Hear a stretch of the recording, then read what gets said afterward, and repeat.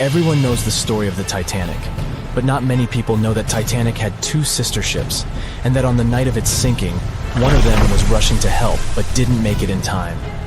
Bad luck seemed to follow the trio of ships, but each one of them had glorious moments that live in the minds of those who sailed in them.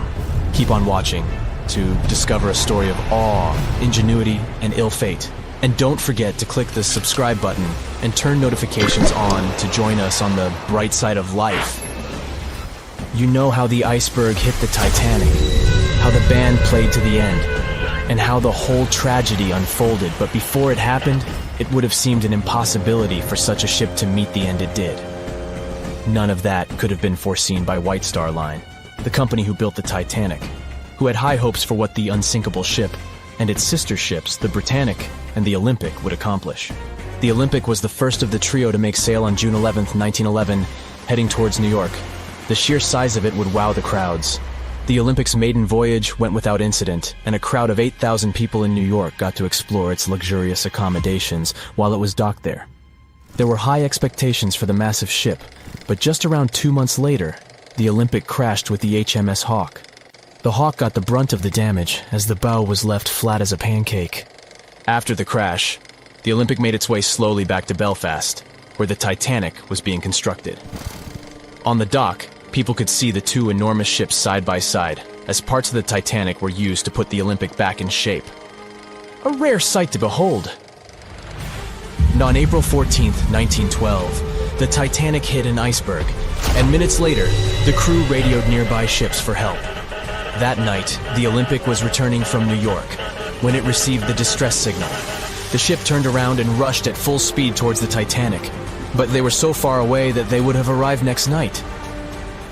At some point during the early hours of April 15, 1912, the crew of the Olympic decided they wouldn't make it in time and stopped course.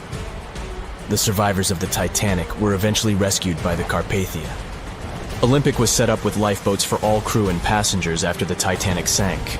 It went from having 20 lifeboats to 64. Changes were also made to the watertight bulkheads, and an extra hull to construct a type of double hull was installed. It was determined that a double hull would have kept the Titanic from sinking. For several years, Olympic was used in the war effort against Germany.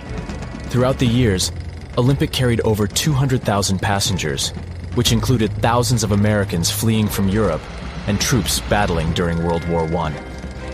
One of the most significant moments for this ship was when it struck a German submarine and sank it. It was discovered that the submarine was preparing to fire a torpedo on the Olympic before Olympic rammed it. The Olympic ended up sailing the seas for 3 decades, which earned her the nickname of the Old Reliable, despite some previous accidents. It went on to help the survivors on the HMS Audacious when it was sinking, and do what it couldn't for its sister, Titanic. Eventually, bad luck caught up with the Olympic. The ship crashed with the Nantucket Lightship, and the crash signaled the beginning of the end. Beaten up, and after years of service, the Olympic was demolished and scrapped for parts. The Old Reliable saw many years of service and thousands of passengers, but the Britannic's journey was shorter-lived. When the Titanic sank, White Star Line was faced with a problem, since they already had another enormous ship in the works. White Star Line began construction on the HMHS Britannic on November 30, 1911, around 4 months before the Titanic sank. Although the Britannic was the youngest of the trio of ships, having been constructed last, it was also the biggest. They intended to name it Gigantic, but after the Titanic's disaster, they changed the name to Britannic, since they considered it to be a lucky name. With the Titanic sinking, the White Star Line underwent rigorous investigation, and many changes were made to the Britannic's design. The Britannic looked very similar to the Titanic, and it had what was at the time the largest marine turbine in the world, able to reach faster speeds than the Olympic. With Titanic's fate fresh in their minds, everything possible was done to ensure the safety of this newer ship. The Britannic was eventually launched on February 26, 1914, almost 2 years after Titanic met its end. After the Titanic's disaster, the White Star Line wanted the Britannic to redeem their name. The Britannic was on its way to becoming a successful ship. It transported passengers for over a year and a half when the British government requisitioned it and turned it into a hospital ship during the beginning of World War I. The ship became an even more impressive sight to look at. It was painted all white, with enormous red crosses on its side to indicate it was a hospital ship. One of the ship's surgeons, Dr. J.T.H. Beaumont, thought of it as the most wonderful hospital ship that ever sailed the seas. It could treat as many as 3,309 patients at once. This is how the Britannic became His Majesty's hospital ship, or HMHS Britannic. Though the sight of this magnificent ship must have put a smile on a wounded soldier's face or two, the Britannic didn't operate for long. Just a year after it was turned into a hospital ship, the Britannic was making its way through the Aegean Sea to pick up wounded soldiers, when it was struck by a loud explosion. The passengers didn't know what had happened, but headed to the deck to disembark. It is unclear what hit the Britannic, but the general consensus is that it was struck by a mine left by a German U-boat, though some still believe a torpedo hit it. The captain tried to move the ship to a beach close by, but the ship was sinking fast. In the desperation, against the captain's orders, several crew members launched lifeboats and disembarked. But since the ship was moving and the propellers working, the lifeboats were sucked and destroyed by the propellers. Though so much effort had gone in to ensure the Britannic was safer than the Titanic, whatever explosion occurred left the Britannic in the same dire condition as the Titanic in just 10 minutes. In a cruel twist of fate, it also sank in the ocean. Unlike Titanic's enormous death toll, only 30 people perished in the sinking of the Britannic, and over 1,000 survived. So many people survived because the accident happened in the morning, when the temperature of the water was warmer and the Greek island Kea was close by to offer help. In the end, the Britannic only sailed the seas for over 2.5 years. The bad luck that followed the Titanic and the Britannic and the accidents and demise of the Olympic was remarkable. But what was most impressive is that there was a woman who sailed on all 3 ships and survived. Violet Jessup was a crew member and nurse aboard the ships. She was there when the Olympic collided with the HMS Hawk in 1911 and disembarked safely. 2 years later, she escaped the sinking of the Titanic in lifeboat number 16, and she showed some women it was safe to board the lifeboats. You'd imagine that would be enough to keep her from ever getting on a boat again, but not for her. A few years later, she served as a nurse in the Britannic while it was used as a hospital ship. When the explosion occurred, Violet jumped overboard, was pulled under by the water, and hit her head on the keel but survived. Can you imagine her experience? She must have had nerves of steel. All in all, the trio of ships saw journeys of triumph and tragedy. Ill fate might have followed them, but all the survivors were left with incredible stories to tell. So tell us, Brightsiders, would you have liked to have seen any of these ships in real life? Let us know in the comments section. Don't forget to give this video a like, share it with your friends, and click subscribe to stay on the bright side. "I'll never let go, Jack. I'll never let go," said Rose. Then she did let go, and the whole movie theater burst into tears. It happened when Titanic came out in 1997. Alright, who am I kidding? It's really hard not to cry when you watch this scene for the 10th, 20th, and 50th time almost 30 years later. But did this great love story happen in real life? Or did James Cameron just invent it for some good drama?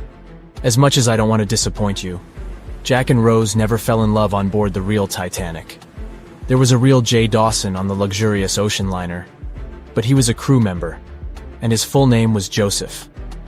The real-life inspiration for Rose was the American artist Beatrice Wood. James Cameron came across her biography while he was working on the first draft of the script and decided to bring her love for art and family background into the story. It doesn't mean that the movie is completely off when it comes to historical accuracy, though. The unsinkable ship that sank departed from Southampton, England to New York and was 400 miles south of Newfoundland on April 14th when crew members noticed the iceberg. The contact with it lasted 37 seconds, precisely as long as the corresponding scene in the movie. Remember this guy, Thomas Andrews, who was wandering around with a small notebook and pencil? He was the real ship designer. Andrews was quite talented at what he did, and had worked on many successful projects before the Titanic. He would normally travel on the ships he designed during the maiden voyage to make sure everything was going smoothly. He boarded the Titanic as one of the first-class passengers, and was taking notes all the time. After the unfortunate rendezvous with an iceberg, Andrews was seen inspecting the flooded parts of the ship with Captain Smith. According to his sad forecast, the Titanic would have gone down in about 2 hours. One of the stewards claimed that he had seen Thomas Andrews moments before the sinking. He chose not to leave the Titanic and didn't put on his life belt. No one had seen him ever since. Another memorable moment from the movie is a boy playing on one of the decks with his spinning top. This was an accurate recreation of a real photo that was taken on board the Titanic on April 11, 1912. The passengers in the photo are first-class passengers Frederick Spedden and his 6-year-old son Douglas. The family was going back home to America after traveling around Algeria. When the evacuation of passengers began, Spedden's nurse told him they were going to see the stars. They say he had successfully slept through the entire drama and woke up safe and sound in a lifeboat the following morning. His father had also survived the sinking. Sadly, an automobile accident took the life of Douglas just 3 years later. One of Titanic's most charismatic ladies, both on the screen and in real life, got her nickname Unsinkable Molly Brown for a good reason. Several witnesses remembered she was, indeed, trying to persuade others in her lifeboat to go back and save more lives, just like in that heartbreaking scene from the movie. When Carpathia came to the rescue of the surviving Titanic passengers, Margaret Brown was helping lower-class survivors and involved her fellow first-class passengers in the process. Once they all got on solid ground, Brown organized a survivors committee. She awarded the captain of the Carpathia for rescuing so many people and was really upset she hadn't been allowed to testify at the Titanic hearings because she was a woman. You won't see any fumes above the fourth pipe of the ship in the movie. It's not a technical mistake. The Titanic, indeed, had it only for more impressive looks and didn't really need that pipe. Back in 1911, the year before our hero's departure, large ships would mostly sail with 4 chimneys. They needed those to draw heat and fumes from their massive boilers. The Titanic was a real engineering gem that only needed 3 chimneys to function. So the 4th was added for balance. They thought the public would have been disappointed to only see 3 pipes on the greatest ship of all time. The movie had an impressive budget, $200 million, but even that wasn't enough to cover all the possible costs. Cameron knew they had to save some money, so they built the replica of the liner only on the starboard, which means the right side. They chose this side to make things look more realistic. The wind at the filming location was moving mostly from north to south, so with the fumes going out, it looked like the liner was actually moving through the ocean. But if you remember one of the first scenes with the Titanic departing from Southampton and people waving, you'll understand why the crew had a problem with it. The real ship was docked at the port, or left side, there. They found a brilliant solution and just flipped the scene horizontally to make it look real. The letters and buttons on costumes were reversed, and actors walked in the opposite direction for everything to be changed in post-production. One of the scenes I can't watch without tears is the elderly couple holding on to each other as they go down with the Titanic. The couple who inspired this heartbreaking episode were real people, some of the richest passengers of the not-so-unsinkable ship. They were Isidore and Ida Strauss, and they owned Macy's. When news of the disaster spread, they put on life jackets and ran to the decks along with others. Ida stepped onto the lifeboat, but Isidore refused to do so before all the ladies and little ones were there. Ida didn't want to leave her husband. She climbed out of the lifeboat and handed her mink coat to her maid, saying she would no longer need it. Isidore wrapped his arms around Ida, and they remained on the bridge of the ship until a huge wave swept them both into the sea. So the bed scene wasn't that accurate, and James Cameron later admitted he had taken some license as a director. You know this guy who was drinking from a flask next to the main characters as the ship was going down? His name was Charles Jugan from England, and he was in charge of 10 bakers, 2 confectioners, and a Vienna baker aboard. He was expecting to earn a real lump sum, and would have been one of the best-paid crew members if everything had gone well. The night the Iceberg hit, Joe Hin was off duty, taking a rest in his bunk. He immediately woke up and sent his bakers to deliver bread to lifeboats. He then returned to his room for a drink. Once he came back on the deck, he helped others get in his assigned lifeboat. There was no more room for Charles inside, so he ended up on the outside of the rails of the ship. Finally, when the Titanic submerged, he just swam away, and as the sun rose again, he found one of the lifeboats and was rescued by Carpathia. The contents of the flask must have helped him survive. The well-dressed man who decided to stay on the Titanic forever was American businessman Benjamin Guggenheim. That last name probably sounds familiar, and yes, he was from that famous family. Guggenheim was traveling with his valet, his significant other, a singer from France called Leontine, her maid, and their chauffeur. They all boarded the Titanic in France during one of the short stops it made after leaving Southampton. When disaster struck, Benjamin was helping the ladies get in their lifeboat. He reportedly said they were only saying goodbye till the next day. He was sure the ship would be quickly repaired.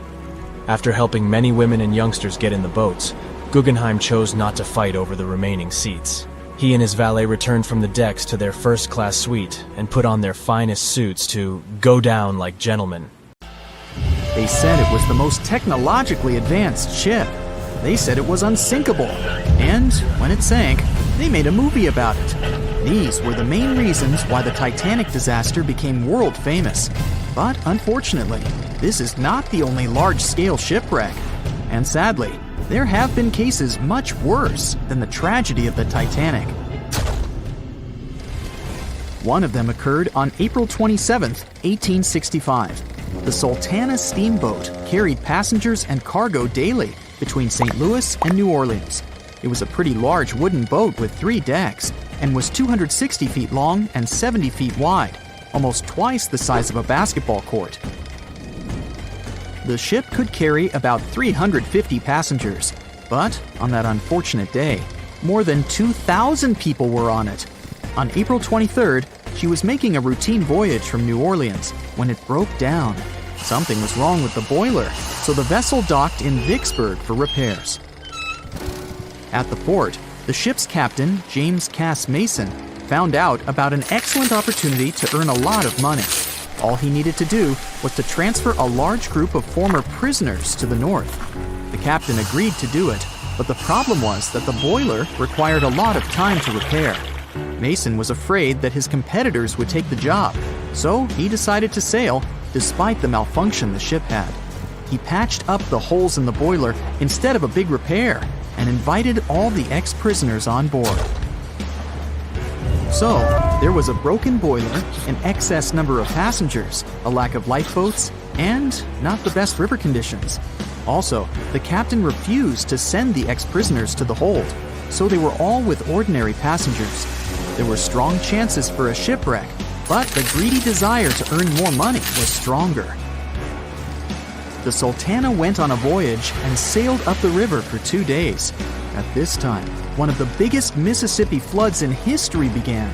The river overflowed its shores because of the flood, with the water level rising several feet. All the trees on the shore disappeared, and only the tops were sticking out of the water. The ship sailed opposite this powerful current, making the boiler work too hard. On the evening of April 26th, the Sultana arrived in Memphis, Tennessee, and they loaded even more, 120 tons of sugar and 200 passengers. She got incredibly heavy. Around midnight, the ship continued its dangerous journey. The captain sailed to barges to load a shipment of coal. At 1 a.m., the vessel left the barge. At 2 a.m., the broken boiler, unable to withstand the load, suddenly exploded. The Sultana was just 7 miles north of Memphis. Few people survived that day. The problem was that passengers trying to escape from the fire jumped into a cold river with a strong current. The Sultana disaster is considered the most tragic shipwreck in the history of the United States. The exact number of those who didn't survive is still unknown. According to various sources, this number was from 961 to 1,800 people. Don't be surprised that almost no one knows this story. There were many more survivors in the Titanic tragedy, and everybody heard about it. But the Sultana sank during one high-profile event. 12 days before the shipwreck, the country lost Abraham Lincoln. People hadn't yet recovered from this news, so no one paid much attention to the tragedy of the Sultana. Many catastrophes happened quite recently by historical standards. One of them occurred in 2002. The ferry La Joola was a Senegalese vessel. The ferry sailed twice a week, mainly along the coast of Dakar, carrying passengers who traded mango and palm oil. It made daily voyages and never faced severe problems thanks to modern rescue equipment and good repair service. But one day, the ship's crew discovered a malfunction and sent the boat to port. For almost a year, La Joola was in a non-working condition, awaiting repairs. But it didn't get high-quality service. After poor maintenance, the ferry set off on its last voyage. On September 26, 2002, La Joola sailed between southern Senegal and Dakar, and at 11 p.m. headed toward Gambia, where a strong storm began. The wind raised high waves, but this wasn't critical for the large passenger ship unless the number of people on board didn't exceed the established norm. La Joola was supposed to carry about 500 passengers, but had many more people that day. Too many passengers, poor repairs, and a strong storm caused severe problems for the ship. But the main factor in the shipwreck was that La Joola was only built for sailing in coastal waters, but that day, it sailed far from the shore. Big waves started rocking the boat, and at some point, it just turned upside down. The ship's deck went underwater, and its lower part stuck above the surface like an iceberg. All the passengers sitting in cabins fell on the ceiling and lost their orientation in space.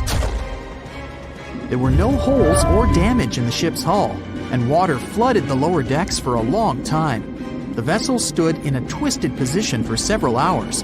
Then, the boat began to sink when the water seeped through the deck and hold. The ocean was warm, but no one came to save the passengers. People had to wait almost 4 days to be rescued. Unfortunately, only a few managed to survive. The Philippines is a very dangerous area for ships. This place consists of several thousand islands and a vast area with shallow water. Ships can run aground and damage the hull with reefs and pitfalls. On September 20th, 1987, one of the most terrible disasters in navigation history occurred there. A Philippine passenger ferry called Dona Paz left one of the islands and sailed toward Manila. The sun was shining, the ocean was calm, and the visibility was good. But for some reason, the crew members didn't notice how the tanker Vector was approaching them. The two ships collided at low speed. The collision wasn't strong, but the problem was that the Vector had tons of oil on board, and the Dona Paz crashed into the cargo hold where that oil was stored. So it spilled all over the ocean, and then a spark slipped through. Not only did the two ships catch fire, but also filled with water. Both ships sank in a matter of seconds. Only a few dozen people survived that disaster. On September 27, 1854, the passenger ship Arctic sailed from Liverpool to New York. The fog came rolling down, and visibility got really bad. Another boat appeared out of the thick white haze, the French steamer Vesta. The ships were close enough to each other that a collision was inevitable. The French vessel was smaller, so it seemed to the Arctic's captain that Vesta had received a lot of damage. And while he was staring at the other ship, his boat got quickly filled with water. The captain gave the order to sail to the shore as fast as possible, but the ship's engines stopped working because of the flood. Then the ship's crew started to lower lifeboats with women and kids. Still, when rescuers found lifeboats with people, it turned out that only 87 out of 400 people survived, 65 crew members and 22 passengers. Surprisingly, there were only grown men among them. The ship's captain survived by clinging to the wreckage. All newspapers wrote about this story as one of the most terrible and shameful tragedies in navigation history. The survivors were criticized because they didn't save women and kids, and the crew members were accused of violating the law, since the safety of passengers should be higher than the safety of sailors. But despite this, none of them were brought to responsibility. Unfortunately, shipwrecks still occur to this day, but fortunately, there are fewer of them than before, thanks to modern navigation systems and radar. But no technology can guarantee there won't be a super strong storm or any other emergency that no one can foresee. If I asked you to name the most famous shipwreck of all time, you'd go with the Titanic, right? The Atlantic Ocean, the hope for new life, heartbreaking love stories. It had it all to become a blockbuster. But I guess you've never heard of SS Princess Alice that submerged in the sewage of the River Thames, taking between 600 and 700 lives with it. Life in 19th century Victorian London wasn't easy, especially for working class folks. Affordable public transport and bank holidays made it a bit easier. The people could escape to the coast on a train or pleasure boat, even if it was just for a day. Sheerness on the Isle of Sheppey in Kent started as a fort under Henry VIII and then grew into a bustling town with a dockyard. When they added a railway station in 1863, it became a prime destination for day trippers and holidaymakers. Seaside promenades, charming piers, and a whole bunch of fun stuff to do by the sea. It had it all. A bit inland along the River Thames, you had the Rocherville Gardens. These gardens had archery lawns, bowls, mazes, lakes, cliff walks, and even a floral bazaar. Plus, there was an aviary, a bear pit, and a skeleton of a lost whale that had taken a wrong turn in the Thames. Londoners of the late 19th century could hop on a train or cruise along the Thames by boat, and both options were pretty popular. But on the 3rd of September, 1878, way more people than usual opted for the boat. They chose it over the railroad after a passenger train had collided with goods wagons in Kent, taking the lives of 5 people. The river felt like a safer way to go. One of the ships available for the trip was the SS Princess Alice. The paddle steamer was first launched in 1865 on the west coast of Scotland. Its original name was the Bute, and it was used as a ferry for the passengers of the Wemyss Bay Railway Company. A couple of years later, it was sold and renamed after Queen Victoria's 3rd child. Then, it was sold again and got the nickname the Shah's Boat, as it transported the Shah of Persia up the Thames to Greenwich in 1873. The ship had gone through several alterations in its lifetime. It got new boilers and watertight bulkheads. The Board of Trade had inspected it and marked it safe. In the year of its final voyage, it was officially allowed to carry up to 936 passengers between London and Gravesend in calm water. On the day of the tragedy, Princess Alice was on what was called a moonlight trip downstream from Swan Pier near London Bridge to Sheerness, Kent and back. The trip wasn't expensive, so most of the passengers were from the working class. There was also a musical band aboard to keep the spirits up. The 3rd of September was a bright day, and many families were happy they could catch some final summer sun rays and enjoy fresh sea air. The then owner of the ship, the London Steamboat Company, had several vessels working on the route. The passengers were free to hop on and off different ships. At around 6:30 p.m., after a beautiful day in the open, the SS Princess Alice headed back to Swan Pier. No one kept official lists of passengers, so we'll never know exactly how many people were on board that evening. But they say the steamer was close to its full capacity. As it got darker and cooler, many families decided to stay inside the saloon or in their cabins below. Some stories from the steamer sound like fate. The captain of Princess Alice let his steerer stay at Gravesend and replaced him with one of the passengers. John Ayres was a sailor but had little experience at the Thames or with a vessel like Princess Alice. Alfred Thomas Merriman, a chef from East London, had been offered to work on the steamer at the last moment. He was 30 years old and a father of 4, so he couldn't say no to extra money. At around 7:40 p.m., he was standing on the deck by the saloon door. By that time, Princess Alice had passed Tripcock Point and entered Galleon's Reach. The passengers could see the North Woolwich Pier in the distance. Many of them planned to disembark at that stop. And that's when Merriman noticed a huge ship carrying coal. It was Bywell Castle. This vessel normally carried coal to Africa, but it had just been repainted at a dry dock. Bywell Castle was going to Newcastle to pick up some coal and transport it to Alexandria, Egypt. The ship's captain, Harrison, wasn't too familiar with these waters, so he called in Christopher Dix, a seasoned Thames River pilot, to lend a hand, even though he didn't have to. The ship had a fancy raised forward part below the deck, and Dix couldn't quite see what was in front of him. So, they had a sailor on lookout duty. As they set sail from Millwall at the speed of 5 knots, 5.7 miles per hour, they tried to stick to the middle of the river, but other boats had other plans. When they were approaching Galleon's Reach, Dick spotted Princess Alice's red port light, headed their way, but planning to pass on the right side. At the same time, Grinstead, the captain of Princess Alice, was going against the river's flow, trying to find the smooth waters on the south side. He adjusted his course, steering into Bywell Castle's path. Both crews realized they were headed for a collision. Dix tried to steer clear and even ordered reverse full speed on the engines, but it was too late. The Bywell Castle collided head-on with the Princess Alice, which was much smaller, weighing less than a third of the 890-ton coal-carrying collier. It sliced the passenger steamer in two. As Merriman remembered later, laughter on board immediately changed into screaming and panic. Some people rushed to the bridge for safety. Merriman hurried to the captain, asking what to do next. The captain's response was grim. "We are sinking fast.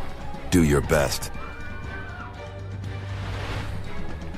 The ends of the steamer went high into the air, and the middle just sank, taking passengers with it. Those unfortunate ones who were below deck were tragically trapped. The impact caused tons of untreated sewage to gush from outlets near the collision site. The water became a frothy mess of unprocessed waste with a horrible odor. It was potent enough to make even the most resilient sailors retch. Amid the chaos, passengers struggled for life in the contaminated water. They inhaled lungfuls of hazardous waste without knowing. The crew aboard the Bywell Castle sprang into action. They dropped ropes from their deck, urging Princess Alice's passengers to climb aboard. Anything that could float, from planks to barrels, was tossed into the water to serve as flotation devices for those in need. Other members of their team launched a lifeboat, saving 14 people. Nearby boats, moored along the riverbanks, joined the mission, plucking survivors from the water. Many of Princess Alice's passengers didn't know how to swim, and it was even trickier for ladies wearing long, heavy dresses. Merriman was among the lucky ones who could swim. He first held on to a piece of wreckage, and then, when others got to it, swam away and caught onto a rope hanging over the side of the Bywell Castle. They managed to save around 130 people this way. Another survivor was Robert Haynes, who played in the Princess Alice band. He was fond of ships and had noticed the Bywell Castle a couple of minutes before the collision. He chose not to follow the rest of the band, who went downstairs for a break, and that saved his life.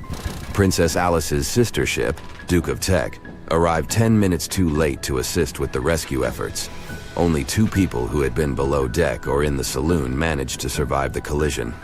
We still don't know the total count of lives taken on that day, but it's somewhere between 650 and 700. And what makes this story even more tragic is that it has been mostly forgotten.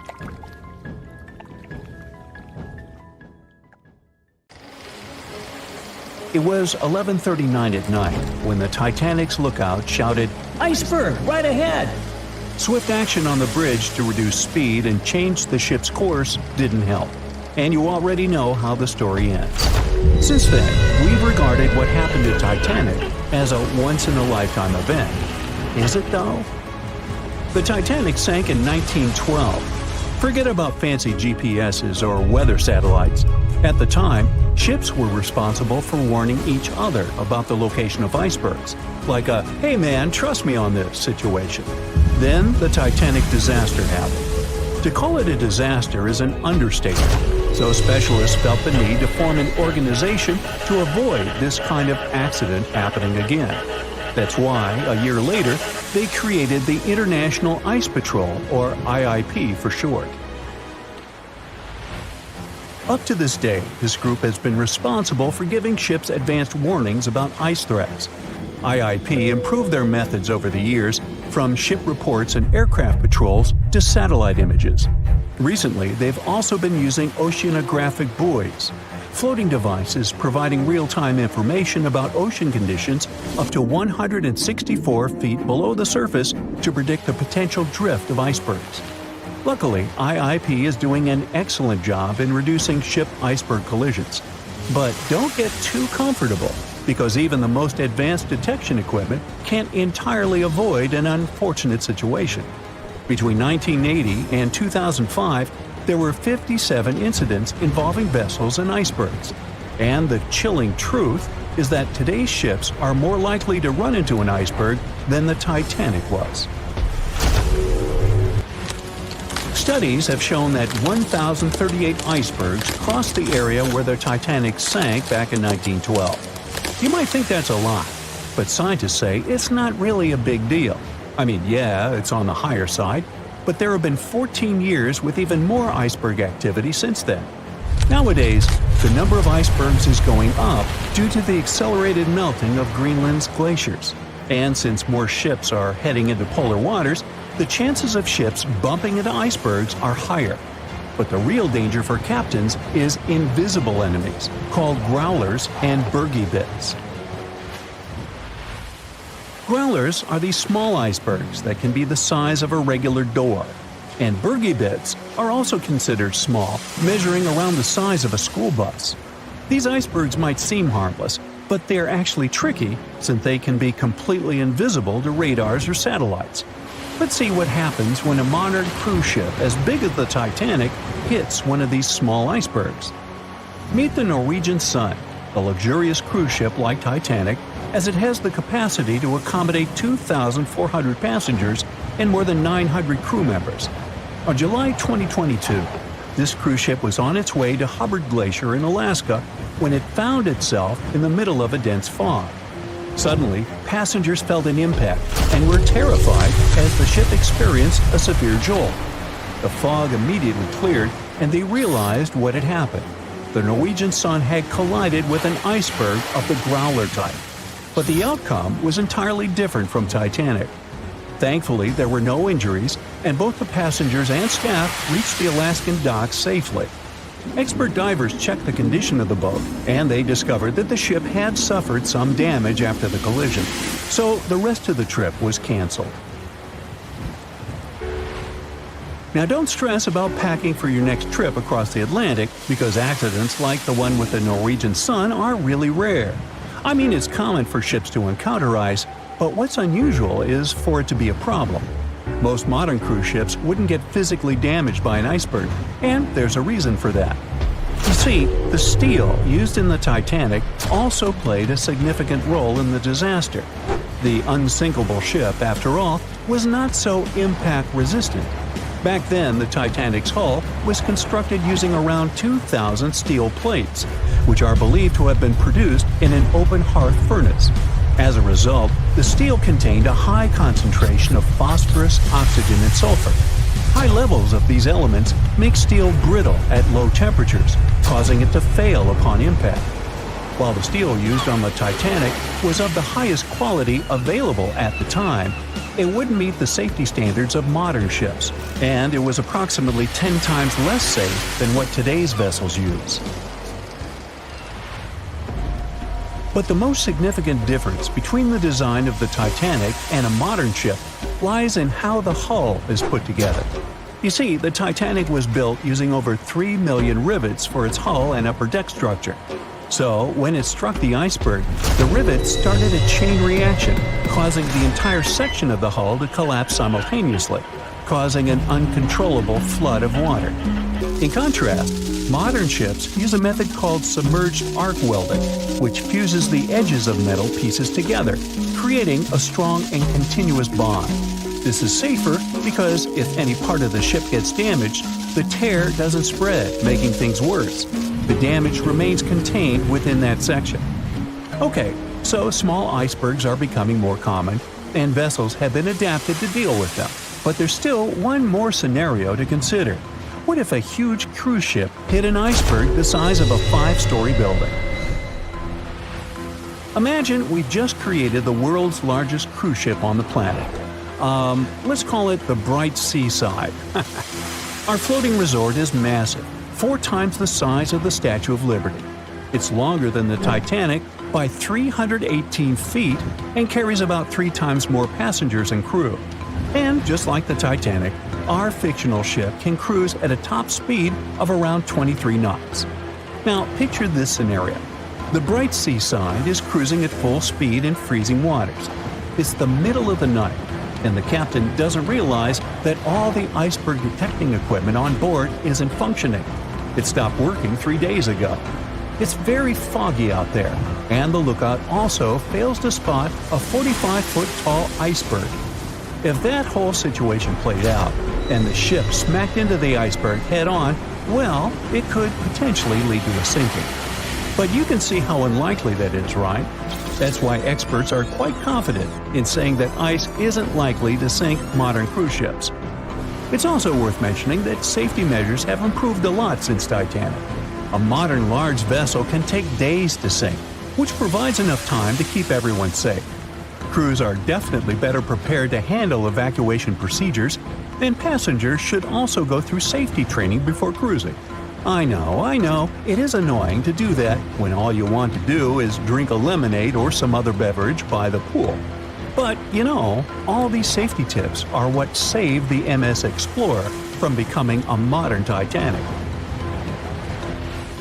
You see, back in 2007, all 154 people on board this Antarctic cruise ship managed to get into lifeboats after the ship hit an iceberg. Now, imagine their panic as they waited for help for 4 hours. The crew did an excellent job in keeping everybody safe, no doubt. But a report that came out 2 years later said that the MS Explorer accident had happened because of the inexperience of the captain, who had pushed the ship too fast into a wall of ice in the freezing waters of Antarctica. That means that no matter how much tech a ship's got or how fancy its materials are, if you've got a careless captain and a crew that doesn't know how to handle an iceberg hit, yep, a disaster similar to Titanic could happen again. But hey, you shouldn't stress over it. Trust the professionals and keep in mind the odds. In the last 30 years, the MS Explorer was the only cruise ship that sank thanks to an iceberg, and everyone survived. So kick back and enjoy your sea vacation. In the Titanic movie, you won't see any fumes above the 4th funnel of the legendary ocean liner, and it's not a mistake. Back in 1911, the year before the Dream ship's departure, large ships would mostly sail with 4 chimneys. They needed those to draw heat and fumes from their massive boilers. The Titanic was a real engineering gem that only needed 3 chimneys to function. So the 4th was added for balance and more impressive looks. The White Star Line thought the public would have been disappointed to see only 3 pipes on the greatest ship of all time. The Titanic's sister ships, the Olympic and the Britannic, also had 1 fake funnel each for the same reason. The dummy chimney wasn't completely useless and served for ventilation. It took out the fumes from the machine spaces in the lower decks and from one of the first-class general rooms. 1 big ventilation funnel, instead of several small ones, helped to declutter the upper decks and left more open space for passengers to enjoy their strolls. When Titanic went down, the funnels, each weighing 60 tons, went down with the rest of the ship. They were made extra tall to make sure the passengers weren't covered in the soot being ejected. Their height and weight let them stay in the upright position. The forward funnel, followed by the others, fell only when the ship went for the final dive. Those chimneys were much lighter than the bow, so they spread among other debris. The light material they were made of flattened once it hit the bottom, and the iron-eating bacteria living deep down took care of it later. The bow of Titanic remained intact when it hit the seabed, but the stern was completely mangled. When the famous ocean liner hit that iceberg, things got really messy. It took the future movie star a whole 2 hours and 40 minutes to submerge completely. The collision let water flood 6 out of 16 watertight compartments. As the water gushed into the starboard side, the ship started to tilt down in the front and a bit to the right. By midnight, the damaged compartments were spilling water into others, and it was chaos because these compartments were only watertight horizontally. Soon enough, water started flooding through the anchor chain holes, and by 2 a.m., the bow was sinking, and the stern's propellers were lifted out of the water. The ship kept flooding until the moment the bow went underwater, and the stern shot up almost 45 degrees. The weight of those massive propellers stressed the ship's midsection. The steel just couldn't handle it and failed. Survivors described that moment as some loud noise, like breaking china or falling gear. That was the Titanic's upper structure giving in. By 12 past 2 a.m., the bow and stern were only connected by the inner bottom structure. Minutes later, the bow, weighing almost 16,000 tons, broke loose from the stern. The stern rose sharply to an almost vertical position and started sinking slowly. By 2:20, it disappeared underwater. The bow was cruising down at about 13 miles per hour and had hit the ocean floor almost a half an hour before the stern. The two parts of the Titanic now lie 2,000 feet apart, pointing in different directions. The bow remained mostly intact, just covered in mud. The stern turned into a tangled wreck because of the implosions it went through during the descent. The air trapped within the structure just couldn't handle the increasing pressure of the water deep down. Signal rockets played a big part in the Titanic's tragedy. When a ship goes down, you're supposed to shoot up red flares to signal trouble. But someone decided to stock Titanic with white lights instead of the usual red ones. So when the ship smacked into that iceberg, the crew fired off white flares. The SS Californian was passing nearby, and his captain knew the Titanic was in a dangerous iceberg zone. The crew didn't spot the sinking Titanic, but they sure saw those white rockets. The radio between the ships was useless because the Californian's operator switched it off. The captain had a gut feeling something was off, so he flashed a Morse code light signal at Titanic. But he received no reply because the Titanic had already gone underwater. There was another ship, Samson, sailing alongside the Titanic. It had plenty of illegally hunted frozen seal meat from Canadian waters abroad, so it was sailing with lights off to remain unnoticed. When they saw the Titanic's white rockets, they thought it was the Coast Guard and zoomed away. Samson didn't have a radio, so they couldn't find out about the ongoing disaster. The crew got the news about Titanic only when they got to the coast of Iceland the following month. There have been many theories to explain the Titanic tragedy, and one of the recent ones says that there was a fire involved. An Irish journalist went full detective for decades, digging into the mystery, and stumbled upon a game-changer. He came across a photo album that had been hiding from the public for a century after the tragedy. In the pictures, taken at the Harland and Wolff shipyard in Belfast, Northern Ireland, just over a week before the liner sailed, you can clearly see a massive 30-foot black spot on the ship's hull. Maloney researched the photos and eyewitness testimony from the time and claimed that a fire spontaneously broke out inside of one of Titanic's enormous coal bunkers. It was raging for a whole 3 weeks and messed with the metal, critically weakening a crucial segment of the ship's hull. Back then, most ships had just one hull, so it was the only skin the Titanic had. That's why the Iceberg managed to punch a hole through the ship so easily. If it hadn't been for the fire, the Titanic might have shrugged off that iceberg collision. The company operating the liner knew about the fire, but they decided to conceal that fact. They didn't want any negative stories in the press as they faced some serious competition in transatlantic voyages. The Titanic was sold out, so they stocked up on coal and made it sail. The moon might have also played a role in the sinking. Our satellite heavily affects tides on the Earth. The closer it is to our planet, the stronger the tides are because of the increasing gravity of the moon. Back in 1912, the moon was so close it made several glaciers in Greenland break apart. Massive chunks of ice that broke off from the glaciers started floating south. The supermoon event came just 6 minutes after a spring tide. During new and full moons, the alignment of the moon, the Earth, and the Sun makes their combined gravity reach its peak. And the day before, our planet had come the closest to the Sun that year, which made the gravity even stronger. This mixture of events created perfect conditions for one of the most powerful tides in history. It created the perfect conditions for the icebergs breaking off from Greenland's glaciers to move freely. Opponents of this theory say that the difference in tidal force wasn't actually that big, and it couldn't have been the main cause of the sinking. The iceberg tore down the side of the ship, leaving a huge opening in the hull. It wasn't a continuous rip, and damage was caused in several places. Some experts believe the ship would have survived the iceberg if it had hit head-on. The Titanic had watertight compartments designed to prevent flooding in case of a collision. Only the first 3 or 4 of these compartments would have been flooded. This could have helped save a lot of lives. Supporters of this theory put the blame for the disaster on First Officer William Murdoch. Huge, fast-moving ships don't just turn in a matter of seconds like a speeding car. It takes minutes. When Murdoch realized the collision was inevitable, he tried dodging left to avoid a direct hit. But despite his efforts, the ship still collided with the Iceberg. You know the rest.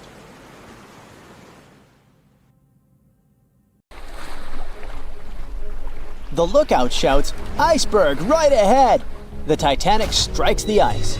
Water starts flooding in. Third-class passengers are locked up. There aren't enough lifeboats for everyone. Panic sets in. Violins are playing. The ship sinks. Well, we all know the story of the movie Titanic like the back of our hand by now. But what if I told you that Hollywood lied to us? To tell the real story of what happened that freezing night in 1912, we need to rewind a bit. The lookout shouts, "Iceberg right ahead!" Yep, that part was true. Just before 11:40 at night, Frederick Fleet noticed something darker than the sea directly ahead. As the ship got closer, he realized it was an iceberg. The engines were quickly reversed and the ship turned sharply. Instead of hitting it head-on, Titanic scraped along the side of the berg, sprinkling ice on the forward deck. If you remember, in the movie, Jack and Rose are having a romantic moment when they feel the ship shudder after hitting the iceberg. Everything shakes as if they were in the middle of a light earthquake. Some real-life passengers reported feeling something similar after the impact, but according to Titanic survivor Frank Prentice, it wasn't exactly like that. He said there was no impact as such, and it all felt more like slamming on your car brakes. The ship stopped, and that was that. Some people even slept right through the collision, confirming that there wasn't such an abrupt impact. Mr. Prentice, curious about what had happened, left his cabin and went out to the deck. When he got there, all he could see was a little ice on the surface, not the towering iceberg that Jack and Rose saw. But as we all know by now, the real damage happened below the waterline, where the iceberg had a jagged spur that slashed a 300-foot gash in Titanic's hull. Once the crew realized how severe the damage was, they immediately began sending distress calls to nearby ships, asking for help. At some point in the movie, the radio operator goes to the captain and says there is only one ship nearby, the RMS Carpathia, which later ends up rescuing many passengers. But in real life, there were more ships around. It's believed that the SS Californian was only about 23 miles away. This ship might have actually seen the Titanic sinking, or at the very least, seen its rockets exploding high in the sky. Yet, for reasons we will never fully understand, they didn't try to help. Let's get back to the story. Now, people need to get off the ship. At 12:45, lifeboat number 7 was the first to be lowered. Just like in the movie, women and children were told to go first. But in reality, some women were hesitant and even refused to get into the lifeboats. Mr. Prentice said this happened mainly for 2 reasons.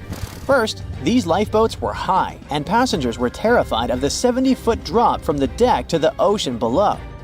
And second, most women didn't believe the Titanic would actually sink. It was called unsinkable after all. So the idea of getting into a lifeboat seemed pointless at the time. This mindset probably explains why Eloise Smith, a first-class passenger, recalled that there was no panic or chaos at first. Other survivors backed this up, saying that no women or kids were crying. But one thing that was indeed concerning, at least for the crew, was the possibility that the lifeboats might buckle under too much weight. This is one of the theories why the first few lifeboats left carrying only a fraction of their full capacity. Like lifeboat number 7, which only carried 27 people in it, even though it could hold up to 65. In total, Titanic had 20 lifeboats, which could carry about half of the 2,200 people on board that night. But that didn't happen. And now we know the passengers had no idea there weren't enough for everyone. As women were calmly getting into the first lifeboats, musicians headed up to the deck. Their only goal was to play and keep the passengers calm. That's a pretty well-known fact. But the real story is that some survivors said they never saw or heard the band. No violinists whatsoever. It's not like Hollywood misled you, though. The musicians did play for over 2 hours after the ship had hit the iceberg. So maybe these passengers were just too panicked to notice the songs, or the musicians started playing later than we think. Now, it's time to talk about the terrible treatment that third-class passengers received. The movie portrayed the crew as cruel, locking the less fortunate below deck like animals, giving them no chance to reach the lifeboats and save their lives. But the official inquiry into the disaster suggested that wasn't true. I mean, yes, fewer third-class passengers survived compared to those in first and second class, but there were other factors at play. Many third-class passengers were reluctant to leave the ship, clinging to their belongings, and had a harder time making their way up from the cabins, which were at extreme ends of the ship. Some survivors confirmed that they were not locked up. In fact, it was quite the opposite.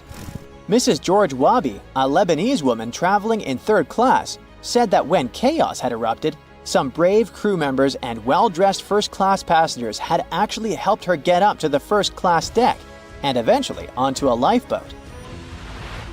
At first, the Titanic was sinking slowly, bit by bit. Passengers reported seeing the water rising and hearing pops and cracks. Then, there was a loud boom. Some said there had been just one explosion, while others described it as a series of smaller explosions, which they thought had been the bulkheads giving way. And there's also a group of people who said they had only heard a rumbling sound. So not everyone agreed on the sound they had heard, but one thing is a fact. By 2:18 in the morning, the lights on Titanic went out, and the ship plunged into complete darkness. As the bow continued sinking, the stern rose out of the water, putting immense pressure on the middle of the ship. This caused the Titanic to break in two. In James Cameron's movie, this moment is pretty dramatic, with the ship sinking almost straight down into the water. But in reality, the break probably happened at a much lower angle, likely just below the waterline. Even so, it tilted enough that people couldn't stay on their feet and started sliding into the water. One interesting thing is that it wasn't until the wreckage was found in 1985 that it was finally confirmed the Titanic had broken apart. Up until then, survivors had given conflicting stories. At least 8 survivors claimed they had seen the ship split. Emily Ryerson, a first-class passenger, described it as if the Titanic had been sliced in half with a knife. But there was also a small number of witnesses that insisted Titanic had gone down intact. At the time, this theory was more accepted because most people still didn't believe that the supposedly indestructible ship could break in half. So why the conflicting reports? Okay, so what you don't see in the movies, for obvious reasons, is how incredibly dark it was when the tragedy happened. It was like being in a room with no light, where you can only make out shapes and shadows. That's what it was like on the lifeboats. This means passengers couldn't really see what was happening, and most of those who were close to the ship either lost their lives or were too focused on trying to survive to pay attention to the details of the wreck. Although James Cameron's film didn't fully capture how terrifyingly dark the disaster truly was, the 2012 TV series Titanic did a better job of showing the pitch-black horror of that night. Even then, the reality was much darker and more terrifying than either of these two productions could portray. They were on their way to the New World when a rendezvous with an iceberg crushed all of their dreams and hopes. There was panic and tears and heartbreaking goodbyes, like that of Jack and Rose. Or was there? Let's see how well you know the real story of Titanic. The love story of Jack Dawson and Rose DeWitt Bukater was inspired by true events. What do you say? Is it a myth or a fact?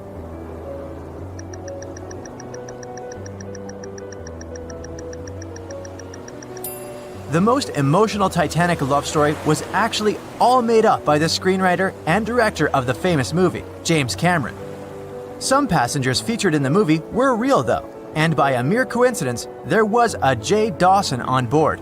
His name was Joseph, not Jack, and he worked as a coal trimmer. The most expensive object lost with the Titanic was a painting by Pablo Picasso. What's your take on this one?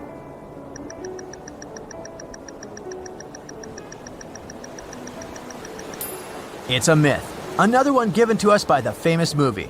The most valuable item that went down with the Titanic was probably a Mary Joseph Blondell painting, created in 1814. Some other valuable items were a violin that belonged to Wallace Hartley, the musician who insisted that they had to play till the very last moment.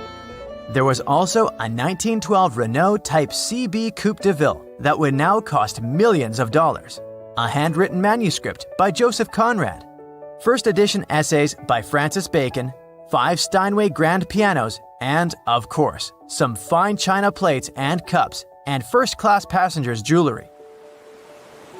The Titanic was the largest and the most luxurious passenger ship of its time. Does it sound real to you?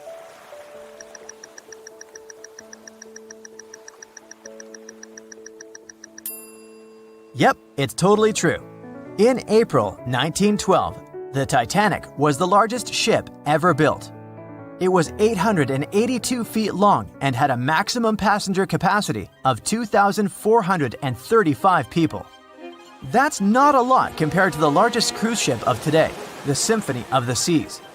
It's just a bit longer than the Titanic, but has more than double the passenger numbers. And yes, no other cruise liner has probably beaten the Titanic in terms of luxury to this day. It costs more than $200 million to build in today's money. The tickets were also quite expensive. Duh! First-class tickets ranged in price from $1,700 in today's money for a berth up to $50,000 for one of the 2 parlor suites. Second-class tickets were $700. Third-class passengers had to pay between $170 to $460. Most of the passengers of the unsinkable ship managed to survive. True or false?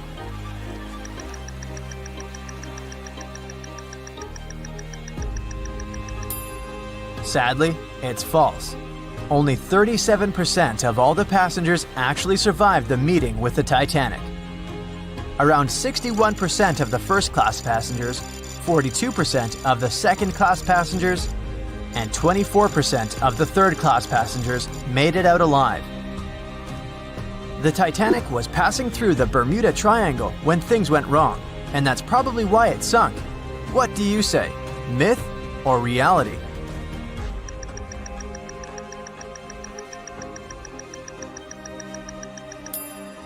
It's 100% a myth. The Titanic never even came close to the Bermuda Triangle. The liner sank about 400 miles south of Newfoundland, which is a huge distance to the north of Bermuda, the infamous area where ships and planes disappear without a trace.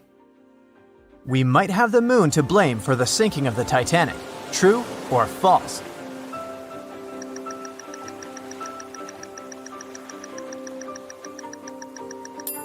This one is true.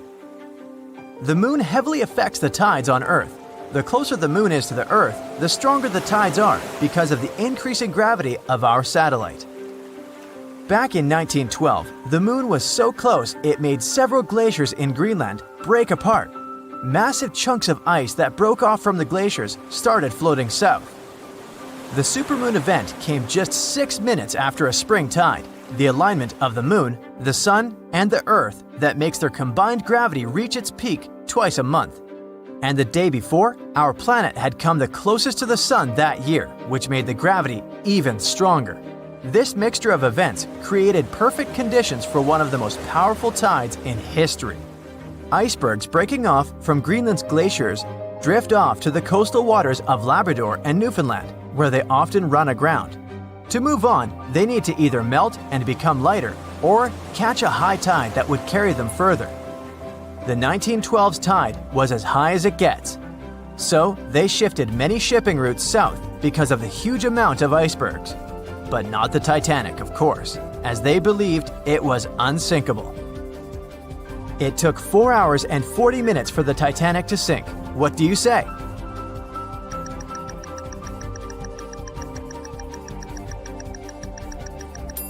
It's false, and if you're a Titanic expert, you definitely know it was actually 2 hours and 40 minutes.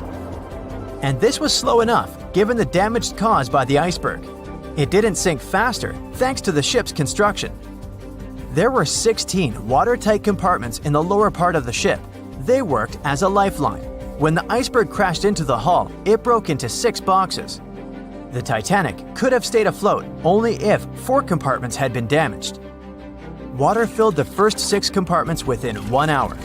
During this time, the ship tilted slightly to the right side. Then, water began to flood the 7th box when all 6 boxes were filled. And from that moment, the sinking rate was growing with every second. The ship's bow sank under the water, and then the stern filled up. One of the leading reasons for the Titanic tragedy was signal rockets. True or false? What's your take on it?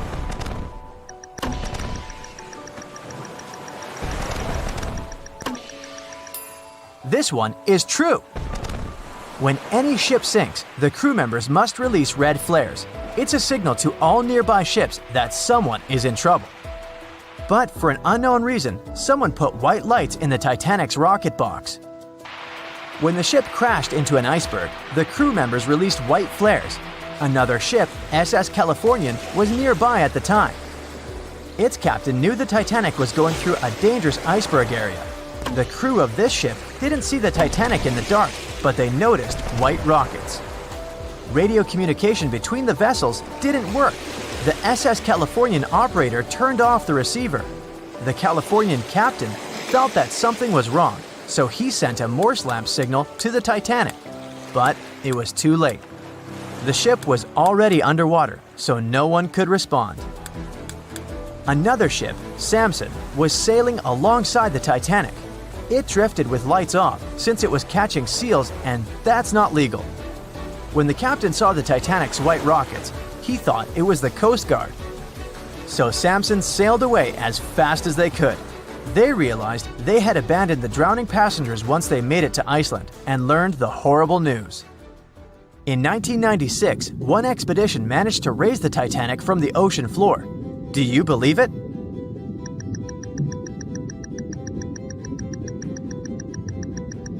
If you don't, you're right. There were different ideas on how to raise the Titanic, from doing it with compressed air to putting it in wire mesh and covering it with liquid nitrogen, or using giant magnets. The only real attempt to raise the Titanic was made in 1996, and it failed dramatically. The expedition's goal was to lift a part of its hull, weighing about 21 tons.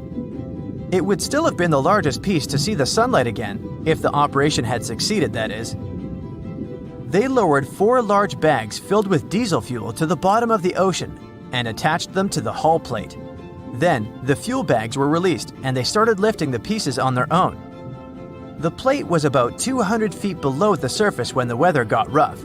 The expedition members decided to tow the part to calmer waters around 80 miles away. Long before they reached the towing destination, half of the plate broke off and sank to the bottom again. 2 of the lifting bags seemed to have broken loose, and the hull went down. The Titanic will most likely crumble to dust halfway up if someone tries lifting it again. So, how many correct answers do you have? Let me know in the comments below. A beam of electric light pierces the darkness over the calm waters of the Atlantic Ocean. The Titanic is quietly making its way through the waves, its passengers asleep, when suddenly a monstrous white shape is caught in the light beam. The fateful iceberg is about to rend the side of the legendary ship.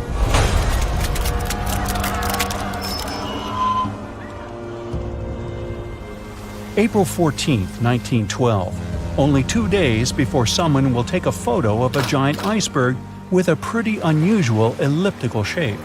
It turns out that this iceberg most likely formed out of snow that fell 100,000 years ago. Researchers used computer modeling to figure out its origin. They used data from 1912 and added some new information about winds and ocean currents. They concluded that the iceberg was probably a part of a small cluster of glaciers in southwest Greenland.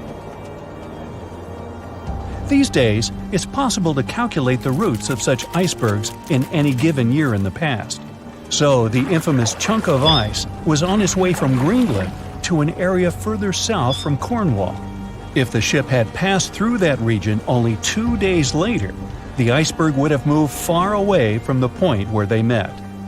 At first, the weight of the most well-known iceberg in the world was 75 million tons. With time, it started to slowly melt away.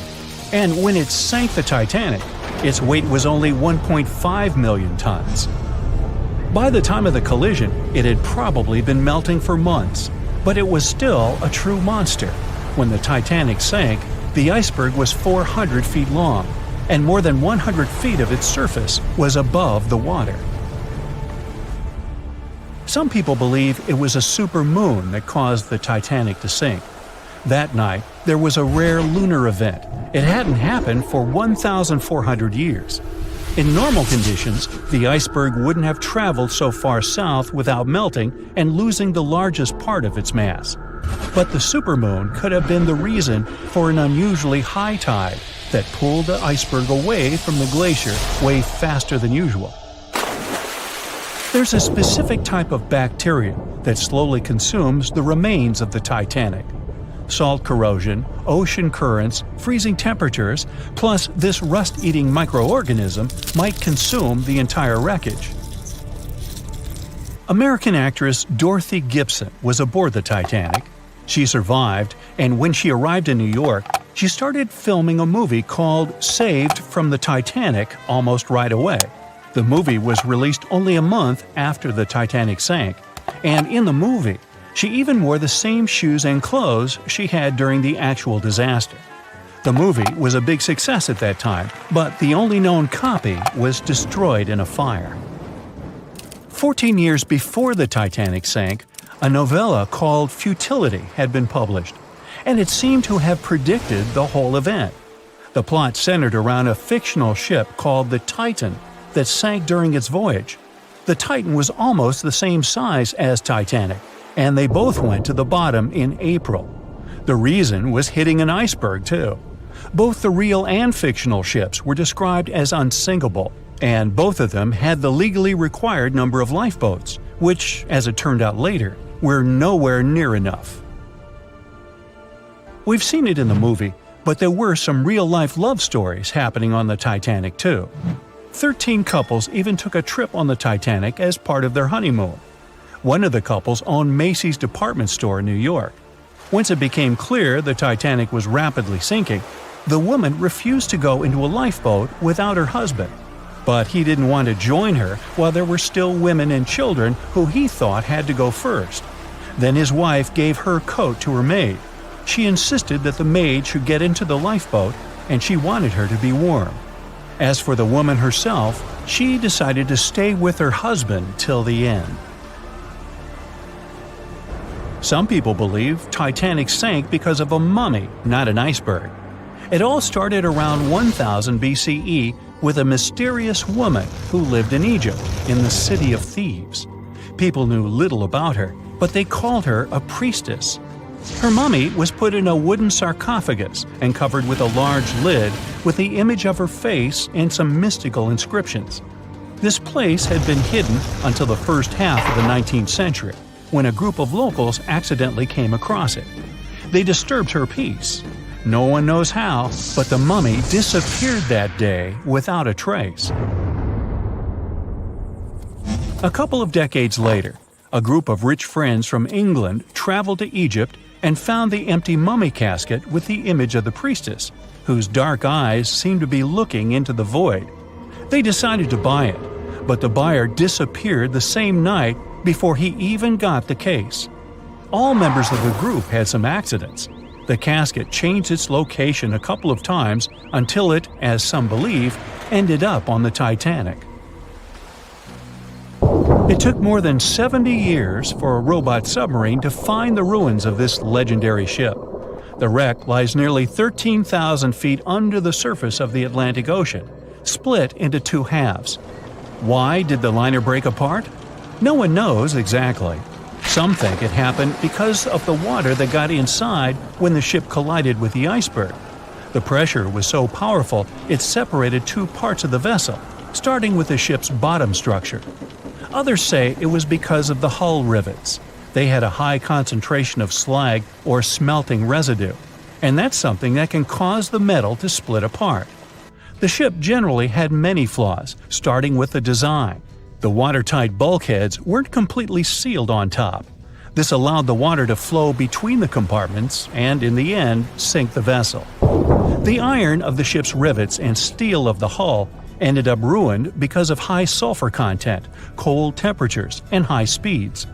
The steel shattered and the rivets popped out quite easily. Because of this, Titanic sank 24 times faster than it would have otherwise. If the ship had hit the iceberg head-on instead of ramming it with its side, it would have probably stayed afloat. How come the crew members didn't have binoculars? It would have surely helped them spot the iceberg on time and maybe even avoid the disaster. But the binoculars on the Titanic were locked in a storage cabinet. Only one crew member had the key, and he had been transferred off the ship right before it set sail. He later said he hadn't remembered to hand over the key. But even without the binoculars, the ship might have had some time to change course and avoid the collision if the crew had gotten some warning. But that's the thing, someone did warn them. About an hour before the incident, a ship that was relatively close to Titanic, the SS Californian, sent a message to inform them it had stopped because of dense ice field. But the warning never got to the Titanic's captain. Some experts say it was because the radio operator didn't think it was that urgent. And later, the SS Californian said they didn't get a call for help from the Titanic because their radio operator was off duty. Some say the crew on the Titanic couldn't spot the iceberg on time because of an optical illusion. Atmospheric conditions that night probably caused super refraction, which could have camouflaged the berg.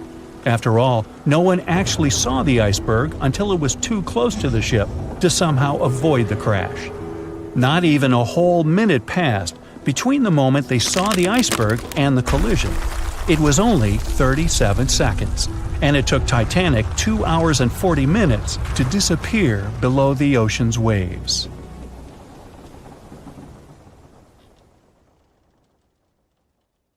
The unsinkable Titanic didn't go down peacefully, which made finding its final resting place all the more difficult. The world-famous RMS Titanic sank in 1912, but was only discovered in 1985 on a secret mission. Although people back in the early 1900s had the approximate location of where the Titanic was, they didn't have the right technology to find it. As it went under, the ship sent several CQD signals, standing for Come Quickly, Distress, to a nearby ship named Carpathia. Come at once, we have struck a berg. It's a CQD, old man, were some of the final words transmitted from the Marconi wireless on the ship. These Morse code messages were also what made the first research missions to the wreck possible. RMS Carpathia found the lifeboats filled with Titanic survivors, but the world also desperately wanted to see what became of the famous liner. Fast forward to 1953. That's when the first serious attempt to find the Titanic wreck happened. A man named Risdon Beasley tried using a loud eruptive device to locate the ship. It sounds weird, but there's science to back it up. When dynamite goes off, the waves from the detonation hit the bottom of the ocean floor. With the help of sonars, scientists would be able to locate if there was anything solid at the bottom of the ocean. But Beasley had no luck. Another 20 years would pass before oceanographer Robert Ballard would make his attempt to locate the Titanic. Ballard had a bit more luck than Beasley. Over the previous years, underwater technology had gotten more funding and so worked much better. He tried it the first time in 1977. Ballard partnered with the Woods Hole Oceanographic Institution on a mission to map the ocean floor. While the Institute hired him to test out their new mapping technology, Ballard's intention was to go a little further and find the Titanic wreck. In the middle of this new technological ship, there was a hole that allowed for a long pipe to be extended into the water just above the ocean floor. Attached to the end of this pipe, Ballard installed a pod with sonars and cameras. They thought they were in for something big, and so they took the ship to sea to run some tests. That's when, on a trial run, adversity struck. The drill pipe broke, sending all of their expensive material to the bottom of the ocean floor, just like the Titanic. When Ballard failed, another important character came into this story, a man named Jack Grimm, an eccentric oil tycoon. Grimm had become famous for trying to find things such as Noah's Ark, the Loch Ness Monster, and Bigfoot. He also tried to prove the hollow Earth theory that says that the interior of Earth is entirely hollow and hosts underground cities and nations. His search consisted of trying to find a large hole on the North Pole and thus venturing inside the hollow Earth. After his attempts failed, he set his eyes on the Joola liner that had sunk, the RMS Titanic. Grimm had the money, but he didn't have the know-how. So, as a billionaire, he made a big donation to Columbia University and asked in return to use some of their equipment. He hired a team of highly qualified scientists to help operate the machinery. Here's where it gets a little strange. Jack Grimm was a believer in folklore and non-conventional ways of doing things. So he brought a monkey on board and surprised the research team. This monkey, called Titan, was believed to point to a map and locate lost things. In this case, the Titanic. The scientists went crazy when the monkey appeared and told Grimm it was either them or the monkey. This expedition left Florida without Titan. Yes, there would be no monkey business. They set the course to the exact location of Titanic's last distress signal. They arrived, examined every inch of the ocean floor, but still found nothing. Grimm's first expedition lasted 3 weeks, but unfortunately, they found absolutely nothing. They tried a particularly good search method known as mowing the lawn, where they mimic such movements to map every inch of a larger area around Titanic's distress coordinates. The reasons for failure were important defects in the equipment and terrible weather. That's when that prior searcher of the lost Titanic came back into the picture, Robert Ballard. He didn't have the millions Jack Grimm had, but he had one thing going for him. The marine geologist was working closely with the U.S. Navy to locate 2 nuclear submarines which had sunk in the 1960s.